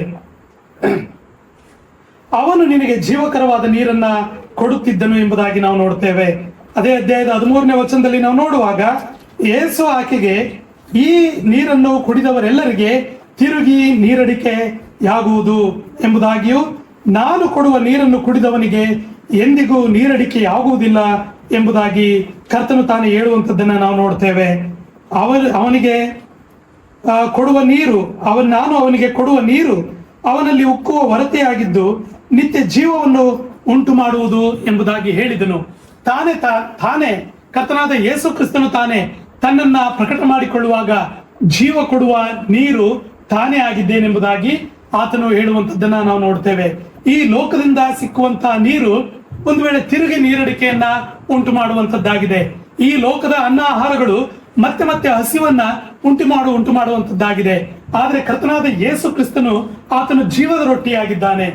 ಆತನನ್ನ ನಾವು ತಿನ್ನುವಾಗ ಒಂದು ವೇಳೆ ಅದು ಎಂದಿಗೂ ಹಸಿವೆ ಆಗುವುದಿಲ್ಲ ಎಂಬುದಾಗಿಯೂ ಆತನು ಕೊಡುವಂತ ನೀರನ್ನು ಕುಡಿಯುವಾಗ ಎಂದಿಗೂ ನೀರಡಿಕೆ ಆಗುವುದಿಲ್ಲ ಎಂಬುದಾಗಿಯೂ ಕರ್ತನು ತನ್ನನ್ನ ಪ್ರಕಟ ಮಾಡಿಕೊಳ್ಳುವಂಥದ್ದನ್ನ ನಾವು ನೋಡ್ತೇವೆ. ಅವನಿಗೆ ಕೊಡುವ ನೀರು ಅವನಲ್ಲಿ ಉಕ್ಕುವ ಹೊರತೆಯಾಗಿದ್ದು ನಿತ್ಯ ಜೀವವನ್ನ ಉಂಟು ಮಾಡುವಂತದ್ದಾಗಿದೆ ಎಂಬುದಾಗಿ ನಾವು ನೋಡ್ತೇವೆ ಪ್ರಿಯರೇ. ಆದ್ದರಿಂದ ವಿಶ್ವಾಸಿಗಳಾದ ನಾವು ಕೂಡ ಈ ಒಂದು ದಿನಮಾನಗಳಲ್ಲಿ ಅಂದ್ರೆ ನೂತನ ಇಸ್ರೇಲರಾಗಿ ನಾವು ಕರೆಯಲ್ಪಟ್ಟಿರುವಾಗ, ಇಸ್ರೇಲರು ಅವರು ಅರಣ್ಯದಲ್ಲಿ ದೇವರಿಂದ ಮಹಾ ಉಪಕಾರಗಳನ್ನು ಹೊಂದಿದ್ರು ಕೂಡ ಅವರು ಗುಣಗುಟ್ಟಿದ್ರು, ಅವರು ತಿರಸ್ಕಾರ ಮಾಡಿದ್ರು, ಅವರು ನಂಬದೆ ಹೋದ್ರು. ದೇವರ ಒದಗಿಸುವಿಕೆಯ ವಿಷಯದಲ್ಲಿ ಅವರು ಅನುಮಾನ ಪಟ್ಟರು, ಅವರು ಅಸಡ್ಡೆ ಮಾಡಿದ್ರು. ಆದ್ರೆ ನೂತನ ಇಸ್ರಾಯೇಲರು ನಾವು 1 ಕೊರಿಂಥ 10ನೇ ಅಧ್ಯಾಯದಲ್ಲಿ ನಾವು ನೋಡ್ತಾ ಬರುವ ಹಾಗೆ ನಾವು ಒಂದು ವೇಳೆ ಅವರೆಲ್ಲರೂ ದೈವಿಕವಾದ ಒಂದೇ ಆಹಾರವನ್ನು ತಿಂದರು, ಅವರೆಲ್ಲರೂ ದೈವಿಕವಾದ ಒಂದೇ ನೀರನ್ನ ಕುಡಿದರು 10ನೇ ಅಧ್ಯಾಯದ 3ನೇ ವಚನದಲ್ಲಿ. ಆದರೂ ಅವರೊಳಗೆ ಬಹುಮಂದಿಯ ವಿಷಯದಲ್ಲಿ ದೇವರು ಸಂತೋಷಿಸಲಿಲ್ಲ ಎಂಬುದಾಗಿ ನಾವು ನೋಡ್ತೇವೆ. ಅವರು ಅಡವಿಯಲ್ಲಿ ಸಂಹರಿಸಲ್ಪಟ್ಟರೆಂದು ಬರೆದದೆ. ಯಾಕೆ? ಒಂದು ವೇಳೆ ಅವರು ದೇವರ ನಡೆಸುವಿಕೆಯ ವಿಷಯದಲ್ಲಿ ಅವರು ಗುಣಗುಟ್ಟಿದರು, ಅವರು ಅವಿಧೇಯರಾದರು, ದೇವರನ್ನ ಪರೀಕ್ಷಿಸಿದರು, ಅವರು ಕೆಟ್ಟ ವಿಷಯಗಳನ್ನ ಆಶಿಸಿದರು, ವಿಗ್ರಹಾರಾಧಕರಾಗಿದ್ದರು, ಉಣ್ಣುವುದಕ್ಕೂ ಕುಡಿಯುವುದಕ್ಕೂ ಕೂತುಕೊಂಡರು ಎಂಬುದಾಗಿ ನಾವು ನೋಡ್ತೇವೆ. ಅವರು ಕುಣಿದಾಡುವುದಕ್ಕೆ ಎದ್ದರು ಎಂಬುದಾಗಿ ಅಲ್ಲಿ 5ನೇ ವಚನದಲ್ಲಿ ಕೂಡ ಬರೆದಿರುವಂತದ್ದನ್ನ ನಾವು ನೋಡ್ತೇವೆ ಪ್ರಿಯರೇ. ಯೋಹಾನ್ ಬರೆಸುವಾರ್ತೆ 3ನೇ ಅಧ್ಯಾಯದ 36ನೇ ವಚನದಲ್ಲಿ ನಾವು ನೋಡುವಾಗ ಆತನ ಮಗನನ್ನ ನಂಬುವವನಿಗೆ ನಿತ್ಯ ಜೀವ ಉಂಟು ಎಂಬುದಾಗಿ ನಾವು ನೋಡ್ತೇವೆ. ಅವರು ಗುಣಗುಟ್ಟಿದರು, ಅವರು ತಿರಸ್ಕಾರ ಮಾಡಿದರು, ಅವರು ಅವಿಧೇಯರಾದರು, ಅವರು ದೇವರನ್ನ ಪರೀಕ್ಷಿಸಿದರು. ಆದರೆ ನಾವು ಇವರಿಂದ ಎಚ್ಚರಿಸಲ್ಪಟ್ಟವರಾಗಿ, ಇಸ್ರಾಯೇಲರ ಆ ಜೀವಿತದಿಂದ ಬರೆಯಲ್ಪಟ್ಟಿರುವಂತಹ ಸಂಗತಿಗಳಿಂದ ಎಚ್ಚರಿಸಲ್ಪಟ್ಟವರಾಗಿ ನಾವು ಕರ್ತನನ್ನ ಪರಿಪೂರ್ಣವಾಗಿ ವಿಶ್ವಾಸಿಸುವಂತವರು ನಾವು ಆಗಿರಬೇಕು ಪ್ರಿಯರೇ. ನಮ್ಮ ಜೀವಿತ, ನಮ್ಮ ನಡೆ, ನಮ್ಮ ಕ್ರಿಯೆಗಳು ಹೇಗಿರಬೇಕೆಂಬಂತ ಸಂಗತಿಗಳನ್ನ ನಾವು ನೋಡುವಾಗ ಆತನ ಮಗನನ್ನ ನಂಬುವವನಿಗೆ ನಿತ್ಯ ಜೀವ ಉಂಟು, ಮಗನಿಗೆ ಒಳಗಾಗದವನು ಜೀವವನ್ನ ಕಾಣುವುದೇ ಇಲ್ಲ ಎಂಬುದಾಗಿ ನಾವು ನೋಡ್ತೇವೆ. ದೇವರ ಕೋಪ ಅವನ ಮೇಲೆ ನೆಲೆಗೊಂಡಿರ್ತದೆ ಎಂಬುದಾಗಿ. ಹಾಗಾದ್ರೆ ನಾವೆಷ್ಟರ ಮಟ್ಟಿಗೆ ಜೀವಕರವಾದಂತ ಆ ಒಂದು ಆಹಾರವನ್ನ, ರೊಟ್ಟಿಯನ್ನ ನಾವು ವಿವೇಚನೆಯಿಂದ ತಿನ್ನುವಂತವರಾಗಿದ್ದೇವೆ? ನಾವೆಷ್ಟರ ಮಟ್ಟಿಗೆ ಜೀವಕರವಾದಂತ ಆ ನೀರನ್ನ ವಿವೇಚನೆಯಿಂದ ಕುಡಿಯುವಂತವರಾಗಿದ್ದೇವೆ? ಆ ನೀರನ್ನ ಕುಡಿದಂತವನಿಗೆ ಎಂದಿಗೂ ಬಾಯಾರಿಕೆ ಆಗುವುದಿಲ್ಲ ಎಂಬುದಾಗಿ ನಾವು ನೋಡ್ತೇವೆ. ಆ ರೊಟ್ಟಿಯನ್ನು ತಿನ್ನುವಂತವನು ಅವನು ಸತ್ತರೂ ಬದುಕುವನು ಎಂಬುದಾಗಿ ನಾವು ನೋಡ್ತೇವೆ ಪ್ರಿಯರೇ. ಆದುದರಿಂದ ದೇವ ಜನರು, ನಾವು ರೋಮಾಪುರದವರಿಗೆ ಬರೆದ ಪತ್ರಿಕೆಯ 12ನೇ ಅಧ್ಯಾಯದ 22ನೇ ವಚನದಲ್ಲಿ ನಾವು ನೋಡುವಾಗ, ಆದ್ದರಿಂದ ನಾವು ಈ ಹಲೋಕದ ನಡವಳಿಕೆಯನ್ನ ಅನುಸರಿಸದೆ ನೂತನ ಮನಸ್ಸನ್ನ ಹೊಂದಿಕೊಂಡು ಪರಲೋಕ ಭಾವದವರಾಗಿ ನಾವು ಜೀವಿಸಬೇಕೆಂಬುದನ್ನ ಇಲ್ಲಿ ನಮಗೆ ತಿಳಿಸಿಕೊಡುವಂತದ್ದಾಗಿದೆ. ಹೀಗಾದರೆ ಈ ರೀತಿಯಾಗಿ ನಾವು ಪರಲೋಕ ಭಾವದವರಾಗಿ ಈ ಲೋಕದಲ್ಲಿ ಜೀವಿಸುವಾಗ, ಈ ಲೋಕವನ್ನ, ಲೋಕದ ಸಂಗತಿಗಳನ್ನ ತಿರಸ್ಕಾರ ಮಾಡಿ ಒಂದು ವೇಳೆ ನಾವು ದೇವರ ಚಿತ್ತವನ್ನ ಅನುಸರಿಸಿ ನಡ್ಕೊಳ್ಳುವಾಗ, ಪರಲೋಕ ಭಾವದವರಾಗಿ ನಾವು ನಡ್ಕೊಳ್ಳುವಾಗ ಉತ್ತಮವಾದದ್ದು, ಮೆಚ್ಚುಗೆಯಾದದ್ದು, ದೋಷವಿಲ್ಲದ್ದು ಯಾವುದೆಂದು ವಿವೇಚಿಸಿ ನಾವು ತಿಳ್ಕೊಳ್ಳುವಂತವರಾಗಿದ್ದೇವೆ ಎಂಬುದಾಗಿ ವಾಕ್ಯ ಭಾಗದಲ್ಲಿ ನಾವು ನೋಡ್ತೇವೆ. ಆದ್ದರಿಂದ ವಿಶ್ವಾಸಿಗಳು, ದೇವ ಜನರಾಗಿ ಕರೆಯಲ್ಪಟ್ಟಿರುವಂತ ನಾವು, ಆರಿಸಲ್ಪಟ್ಟಿರುವಂತ ನಾವು ದೇವರ ವಾಕ್ಯವನ್ನು ಓದುವಂಥದ್ದು, ಪ್ರಾರ್ಥನೆ ಮಾಡುವಂಥದ್ದು ಮತ್ತು ದೇವರಿಗೆ ವಿಧೇಯರಾಗಿ ನಡ್ಕೊಳ್ಳುವಂಥದ್ದು ಅದು ಬಹಳ ಪ್ರಾಮುಖ್ಯವಾದಂತ ಒಂದು ಸಂಗತಿಯಾಗಿದೆ ಪ್ರಿಯರೇ. ಮತ್ತು ಆತನು ನೇಮಿಸಿದಂತಹ ದಿನದಲ್ಲಿ ಆತನನ್ನ ಘನಪಡಿಸುವುದಕ್ಕಾಗಿ ನಾವು ಕೂಡಿ ಬರುವಂಥದ್ದು ಕೂಡ ಅತಿ ಅಗತ್ಯವಾಗಿದೆ, ಅತಿ ಪ್ರಾಮುಖ್ಯವಾಗಿದೆ ಪ್ರಿಯರೇ. ಮತ್ತು ಆತನನ್ನ ಆರಾಧಿಸುವುದಕ್ಕಾಗಿ ನಾವು ಕೂಡಿ ಬರಬೇಕಾದಂತಹ ದಿನದಲ್ಲಿ, ದೇವರು ನೇಮಿಸಿರುವಂತಹ ಆ ದಿನದಲ್ಲಿ ಲೋಕದ ಕಾರ್ಯಗಳ ಮೇಲೆ ಮನಸ್ಸಿಡದೆ, ಲೋಕದ ಸಂಗತಿಗಳನ್ನ ನಾವು ಆತುಕೊಳ್ಳದೆ ಪರಿಪೂರ್ಣವಾಗಿ ನಾವು ಆತನನ್ನ ಪೂರ್ಣ ಹೃದಯದಿಂದ, ಪೂರ್ಣ ಪ್ರಾಣದಿಂದ ಆರಾಧಿಸುತ್ತಾ ನಾವು ಮುಂದೆ ಸಾಗುವಂತವ್ರು ನಾವು ಆಗಿರ್ಬೇಕೆಂಬಂತ ಸಂಗತಿಗಳನ್ನ ನಾವು ತಿಳ್ಕೊಳ್ಬಹುದಾಗಿದೆ ಪ್ರಿಯರೇ. 1 ಯೋಹಾನ 2ನೇ ಅಧ್ಯಾಯದ 15 ಮತ್ತು ಆ ಮುಂದಿನ ವಚನ ಭಾಗದಲ್ಲಿ ನಾವು ನೋಡುವಾಗ, ದೇವರನ್ನ ಪ್ರೀತಿಸುವವರು ಲೋಕವನ್ನ ಪ್ರೀತಿಸಬಾರದು ಎಂಬುದಾಗಿ ನಾವು ನೋಡ್ತೇವೆ ಪ್ರಿಯರೇ.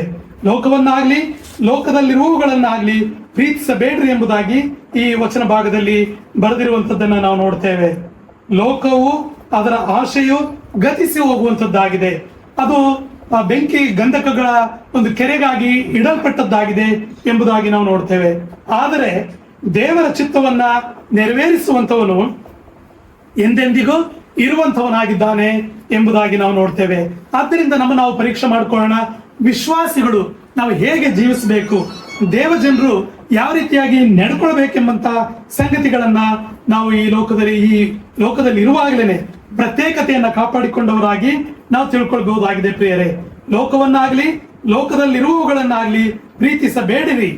ಲೋಕವಾದ್ರ ಆಶೆಯು ಗತಿಸಿ ಹೋಗ್ತದೆ, ಆದರೆ ದೇವರ ಚಿತ್ತವನ್ನ ನೆರವೇರಿಸುವವನು ಎಂದೆಂದಿಗೂ ಬದುಕುವಂತವನಾಗಿದ್ದಾನೆ ಎಂಬುದಾಗಿ ನಾವು ಸದಾಕಾಲ ಆತನೊಂದಿಗೆ ಜೀವಿಸಬೇಕು, ಆತನೊಂದಿಗೆ ಬದುಕಬೇಕೆಂಬುದಕ್ಕಾಗಿ ದೇವರು ನಮ್ಮನ್ನ ಕರೆದಿದ್ದಾನೆ ಪ್ರಿಯರೇ. ಆದ್ದರಿಂದ ಲೋಕವನ್ನ, ಲೋಕದಲ್ಲಿರುವಂತಹ ಸಂಗತಿಗಳನ್ನ ಆತುಕೊಳ್ಳದೆ ನಾವು ಪ್ರತ್ಯೇಕತೆಯನ್ನ ಕಾಪಾಡಿಕೊಂಡು ನಾವು ಜೀವಿಸಬೇಕಾಗಿದೆ ಪ್ರಿಯರೇ. ಲೋಕವನ್ನ ಅನುಭೋಗಿಸುವವರು ಅದನ್ನು ಪರಿಪೂರ್ಣವಾಗಿ ಅನುಭೋಗಿಸದವರಂತೆಯೂ ಇರಬೇಕು. ಯಾಕೆಂದ್ರೆ ಈ ಪ್ರಪಂಚದ ತೋರಿಕೆಯು ಗತಿಸಿ ಹೋಗ್ತದೆ ಎಂಬುದಾಗಿ ಬರೆದಿರುವಂತಹ ಸಂಗತಿಯನ್ನ 1 ಕೊರಿಂಥ 7ನೇ ಅಧ್ಯಾಯದ 31ನೇ ವಚನದಲ್ಲಿ ನಾವು ನೋಡ್ತೇವೆ. 1 ಕೊರಿಂಥ 3ನೇ ಅಧ್ಯಾಯದ 19ನೇ ವಚನದಲ್ಲಿ ನಾವು ನೋಡುವಾಗ, ಇಹಲೋಕ ಜ್ಞಾನ, ಈ ಲೋಕದ ಸಂಗತಿಗಳು ದೇವರ ಮುಂದೆ ಅದು ಹುಚ್ಚು ಮಾತಾಗಿದೆ ಎಂಬುದಾಗಿ ನಾವು ನೋಡ್ತೇವೆ ಪ್ರಿಯರೇ.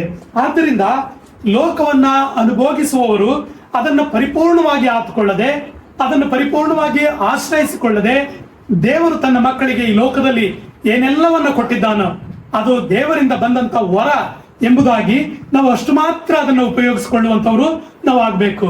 ಅದನ್ನ ಬಿಟ್ಟು ನಾವು ಪರಿಪೂರ್ಣವಾಗಿ ಲೋಕದ ಸಂಗತಿಗಳನ್ನೇ ಆತುಕೊಂಡು ಹೋಗುವಾಗ ನಿಜವಾಗಿಯೂ ನಾವು ಲೌಕಿಕರಾಗಿ ನಾವು ಲೋಕವನ್ನ ಹಿಂಬಾಲಿಸಿ ಹೋಗಬೇಕಾದಂತಹ ಒಂದು ಸಂಗತಿ ನಮ್ಮಲ್ಲಿ ಏರ್ಪಡಬಹುದು ಪ್ರಿಯರೇ.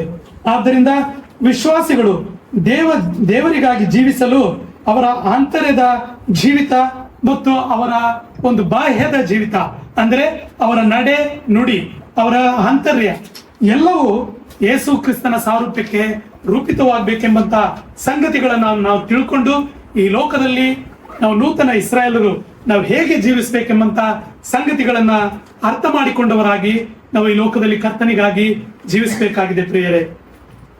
ಈ ವಾಕ್ಯಗಳ ಮೂಲಕ ಕರ್ತನು ನಮ್ಮನ್ನು ಆಶೀರ್ವದಿಸಲಿ, ಬಲಪಡಿಸಲಿ.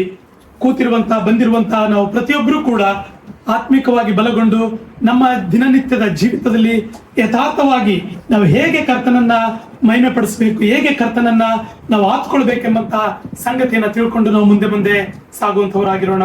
ದೇವ್ರ ನಾಮಕ್ಕೆ ಸ್ತೋತ್ರ ಉಂಟಾಗ್ಲಿ. ಸಂಗೀತಗಳಲ್ಲಿ 747ನೇ ಸಂಗೀತವನ್ನು ಮಾಡ್ಕೊಂಡಲ್ಲ 747 ಸ್ತೋತ್ರ ಗಾನದಿಂದ ಹಾಡಿ ಸ್ತುತಿಯನ್ನು ಪರಿಶುದ್ಧನಾದಂತ ಗಾನದಿ ಹಾಡಿ ಸ್ತುತಿಸುವೆನು ಪರಿಶುದ್ಧನಾದಂತ ಯೇಸುವಿಗೆ.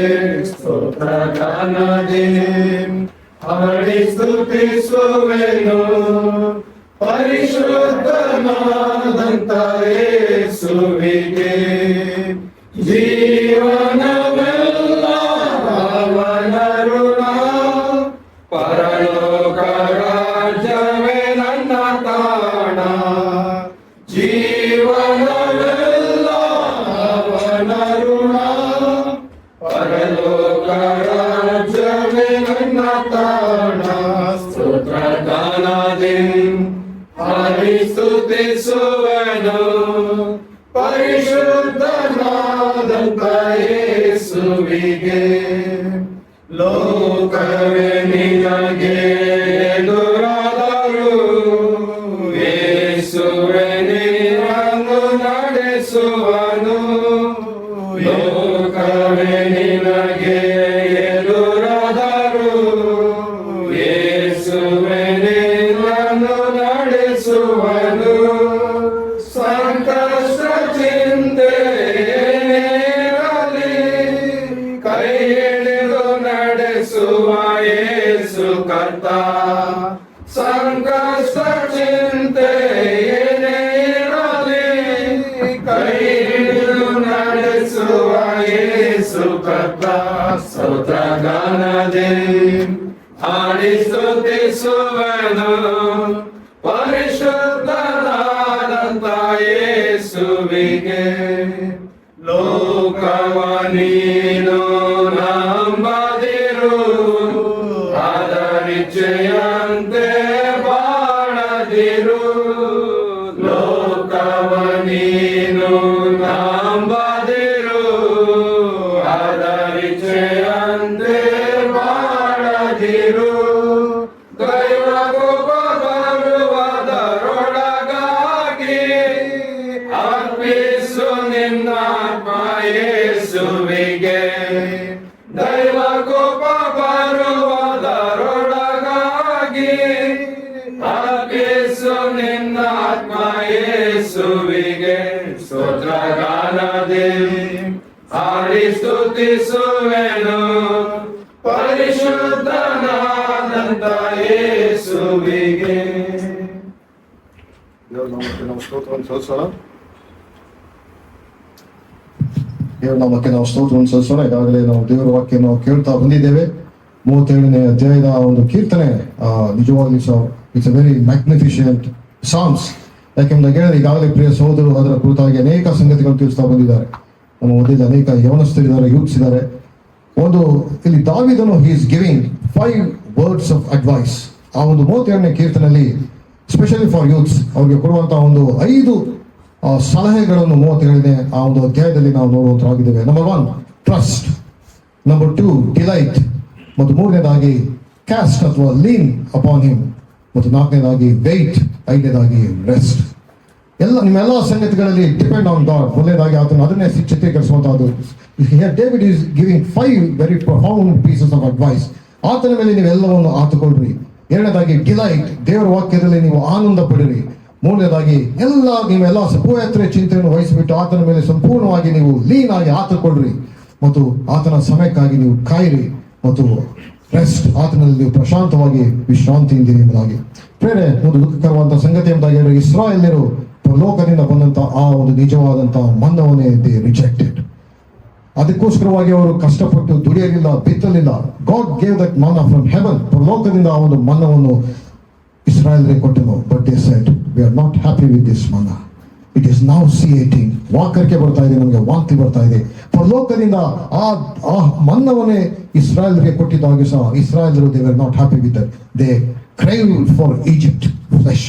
ಐಗುಪ್ತ ದೇಶದಲ್ಲಿ ನಾವು ಮಡಿಕೆ ತುಂಬಾ ತಿನ್ನುತ್ತಾ ಇದ್ದಂತ ಆ ಮಾಂಸವು ನಮಗೆ ಬೇಕು ಎಂಬುದಾಗಿ ಕೇಳಿಕೊಂಡ್ರು. God was not happy with Israelites. God gave them flesh. ದೇವರು ಅವರಿಗೆ ಆ ಮಾಂಸವನ್ನು ಕೊಟ್ಟನು. ಆದ್ರೆ ನಾವು ಕೀರ್ತನೆಗಳು ಓದುವಂತರಾಗಿದ್ದೇವೆ, it brought leanness into their souls. ಅದು ಆ ಮಾಂಸವೇ ಅವರಿಗೆ ಎಲುಬಿಗೆ ಕ್ಷಯವನ್ನು ತಂದು ಆ ಇಡೀ ಅರಣ್ಯದಲ್ಲಿ they all died in the wilderness. ಇಸ್ರಾಯೇಲರು ತಮ್ಮ ಪ್ರಾಣವನ್ನು ಆ ಅರಣ್ಯದಲ್ಲಿ ಕಳ್ಕೊಂಡಂತಹ ಸಂಗತಿಯನ್ನು ನೋಡುವಂತರಾಗಿದ್ದೇವೆ. We should be careful with what we ask to God. ದೇವರಿಗೆ ನಾವು ಏನನ್ನು ಕೇಳಿಕೊಳ್ತೇವೆ ಎನ್ನುವಂಥದ್ದು ಬಹಳ ಪ್ರಾಮುಖ್ಯವಾದ ಸಂಗತಿ. ನಾನು ನಿಮ್ಮ ಮಾಂಸವನ್ನು ಕೊಡು ಎಂಬುದಾಗಿ ಅವರು ಕೇಳಿಕೊಂಡ್ರು. ದೇವರು ಒಲ್ಲದ ಮನಸ್ಸಿನಿಂದ ಈ ಕೇವಲ ಲಾವಕಿಗಳನ್ನು ಒದಗಿಸಿಕೊಟ್ಟ.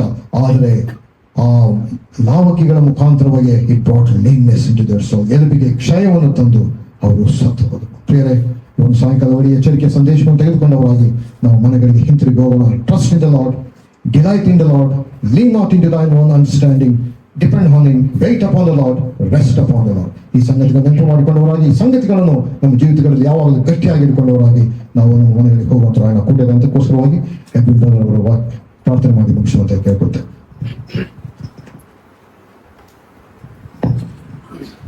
ಪ್ರೀತಿಯುಡ ಸರ್ವ ತಂದೆ ದೇವರೇ, ಸ್ವಾಮಿ, ನನ್ನ ಅಪರಿಷ್ಟವಾದ ನಾಮಕ್ಕೆ ನಾವು ಸ್ತೋತ್ರ ಸಲ್ಲಿಸ್ತೇವೆ. ಕೊಟ್ಟಂತ ಅಮೂಲ್ಯವಾದ ಸಮಯಕ್ಕಾಗಿ ನಾಮಕ್ಕೆ ನಾವು ಕೊಂಡಾಡಿ ಸಲ್ಲಿಸ್ತೇವೆ. ಸ್ವಾಮಿ, ಕಲ್ಪನೆ ವಾಕ್ಯವನ್ನು ನಾವು ಕೇಳ್ತಾ ಬಂದಿದ್ದೇವೆ, ಅದಕ್ಕಾಗಿ ಸ್ತೋತ್ರ.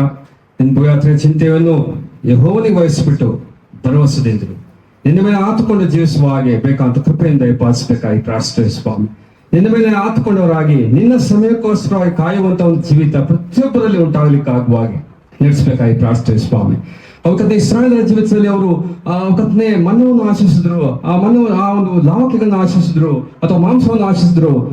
ಆ ಒಂದು ಆಶೆ ಅವ್ರಿಗೆ ಒದಗಿದ್ರು ಕೂಡ ಪ್ರಾಣಕ್ಕೆ ಕ್ಷಯವನ್ನು ಬರಮಾಡಿದ. ಸ್ವಾಮಿ, ನಮ್ಮ ಜೀವಿತ ಹೆಚ್ಚಿನ ತಂದುಕೊಂಡವರಾಗಿ ನಿನ್ನ ವಾಕ್ಯದಲ್ಲಿ ನಾವು ನೆಲೆಗೊಂಡವರಾಗಿ ಜೀವಿಸುವ ಹಾಗೆ ಬೇಕಾದ ಕೃಪೆಯನ್ನು ಪ್ರತಿಯೊಬ್ಬರಿಗೆ ಅನುಗ್ರಹಿಸಿ ನಡೆಸಬೇಕಾಗಿ ಪ್ರಾರ್ಥಿಸುತ್ತೇವೆ. ಸ್ವಾಮಿ, ಮತ್ತೆ ಈ ಕುಟುಂಬಕ್ಕೋಸ್ಕರ ಸ್ತೋತ್ರ. ಜಯಕುಮಾರ್ ಸಹೋದರಗೋಸ್ಕರವಾಗಿ, ಶಾಲಿನಿ ಸಹೋದರಿಗೋಸ್ಕರವಾಗಿ, ಥಾಮಸ್, ಜಸಿಂತ, ಶಾಲಿನ ತಾಯಿಗೋಸ್ಕರವಾಗಿ, ಕುಟುಂಬ ಸದಸ್ಯರಿಗೋಸ್ಕರ ಎಲ್ಲರಿಗೋಸ್ಕರ ಪ್ರಾರ್ಥಿಸ್ತೇವೆ. ಸ್ವಾಮಿ, ಎಲ್ಲರಿಗೆ ಬೇಕಾದಂತ ಆರೋಗ್ಯ, ಬಲ, ಚೈತನ್ಯ ಕೊಟ್ಟು ನಿನ್ನ ಮಹಿಮೆಗಾಗಿ ಒಂದು ಉಪಯೋಗಿಸಬೇಕಾಗಿ ಪ್ರಾರ್ಥಿಸ್ತೇವೆ. ಸ್ವಾಮಿ, ಅದಕ್ಕೆ ಕೊಟ್ಟ ಎಲ್ಲಾ ರೀತಿಯ ಆಶೀರ್ವಾದಗಳಿಗೆ ಸ್ತೋತ್ರ. ಇವತ್ತಿನ ಸ್ವಾಮಿ, ಸಭೆ ಕೊಡುವುದು ಗುರುಗಾಗಿ ಬಿಟ್ಟು ಬಿಡದೆ ಕೊಡಿ ಬರುವಂತ ಮನಸ್ಸು ಪ್ರತಿಯೊಬ್ಬರಲ್ಲೂ ಉಂಟಾಗ್ಲಿಕ್ಕೆ ಆಗುವ ನಡೆಸಬೇಕಾಗಿ ಪ್ರಾರ್ಥಿಸ್ತೇವೆ. ಸ್ವಾಮಿ, ನಮ್ಮದೇ ರೀತಿಯ ನಡೆಸ್ತಾ ಬಂದಕ್ಕಾಗಿ ಸ್ತೋತ್ರ. ಅನೇಕರು ಕೂಡಿ ಬರುವಾಗ ನಡೆಸ್ತಾ ಬಂದಿದ್ದಕ್ಕಾಗಿ ಸ್ತೋತ್ರ. ವಾಕಿನ ಮುಖಾಂತರ ಎಚ್ಚರಿಸಿಕೊಂಡ್ರು ಹಾಗೆ ನಿನ್ನ ಗಣಕ್ಕಾಗಿ ನಾವು ಪ್ರತಿಯೊಬ್ಬರು ಉಪಯೋಗವಾಗುತ್ತಾ ಜೀವಿಸ್ಲಿಕ್ಕೆ ಆಗುವ ಹಾಗೆ ನಿನಗೆ ಯೋಗ್ಯವಾದ ಗಣವನ್ನು ಸಲ್ಲಿಸಲಿಕ್ಕೆ ಆಗುವ ಸಹಾಯ ಮಾಡಿ. ಸ್ವಾಮಿ, ನಾಳೆ ದಿನಕ್ಕಾಗಿ ಸಿದ್ಧಪಡಿಸಿಕೊಳ್ಳೋರಾಗಿ ಸಿದ್ಧತೆಯಿಂದ ಕೂಡಿ ಬಂದು ನಿನ್ನನ್ನು ಘನಪಡಿಸ್ಲಿಕ್ಕೆ ಆಗುವ ಹಾಗೆ ನಿನಗೆ ಮಹಿಮೆ ತರುವಂತ ಮಕ್ಕಳಾಗಿ ಪ್ರತಿಯೊಬ್ಬರು ಜೀವಿಸ್ಲಿಕ್ಕೆ ಆಗುವ ಹಾಗೆ ನಾವೊಬ್ಬೊಬ್ಬರನ್ನು ಉಪಯೋಗಿಸಬೇಕಾಗಿ ಪ್ರಾರ್ಥಿಸುತ್ತಾ. ಸ್ವಾಮಿ, ನೀನೊಬ್ಬನೆಲ್ಲ ರೀತಿಯ ಘನತೆಯನ್ನು ಮಹಿಮೆಯನ್ನು ತರಬೇಕಾಗಿ ನಮ್ಮ ವಿಮೋಚನಾರ್ಥ ನಮ್ಮ ಕರ್ತವ್ಯ ಹೆಸರು ಒಂದೇ ಹೆಸರನ್ನು ಬಿಡ್ಕೊಳ್ತೇವೆ ತಂದೆಯೇ. ಇದ್ದಂತೆ ಇವತ್ತು ಎಂದಿಗೂ ಯೇಸು ಇರುವನು. ಭೂಮ್ಯಾಕಾಶವು ನಾಶವಾದರೂ ಯೇಸು ಇರುವನು. ಯೇಸು ಇರುವನು. ಲೇಸು ಮಾಡುವನು. ಭೂಮ್ಯಾಕಾಶವು ನಾಶವಾದರೂ ಯೇಸು ಇರುವನು.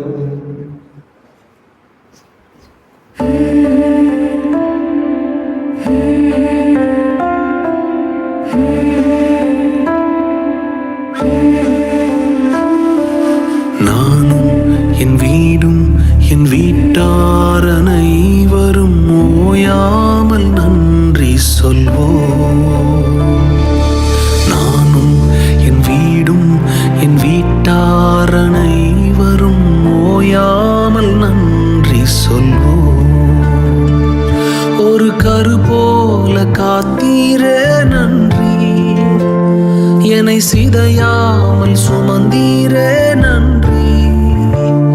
ஒரு கரு போல காத்தீரே நன்றி, என்னை சிதையாமல் சுமந்தீரே நன்றி. எபினேசரே, எபினேசரே, இந்நாள் வரை சுமந்தவரே. எபினேசரே, எபினேசரே, என் நினைவாய் இருப்பவரே. நன்றி, நன்றி, நன்றி, இதயத்தில் சுமந்தீரே நன்றி. நன்றி, நன்றி, நன்றி, கரு போல சுமந்தீரே நன்றி.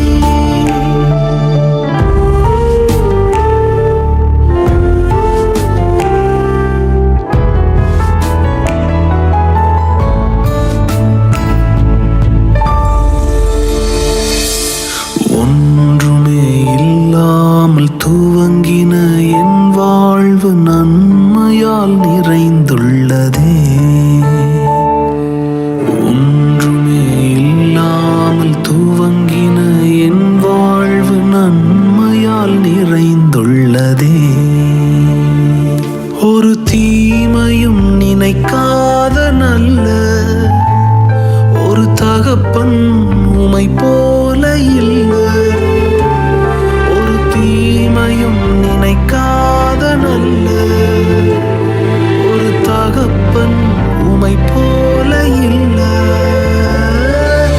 எபினேசரே, எபினேசரே, இந்நாள் வரை சுமந்தவரே.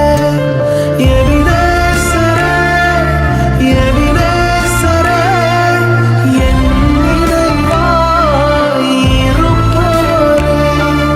நன்றி, நன்றி, நன்றி, இதயத்தில் சுமந்தீரே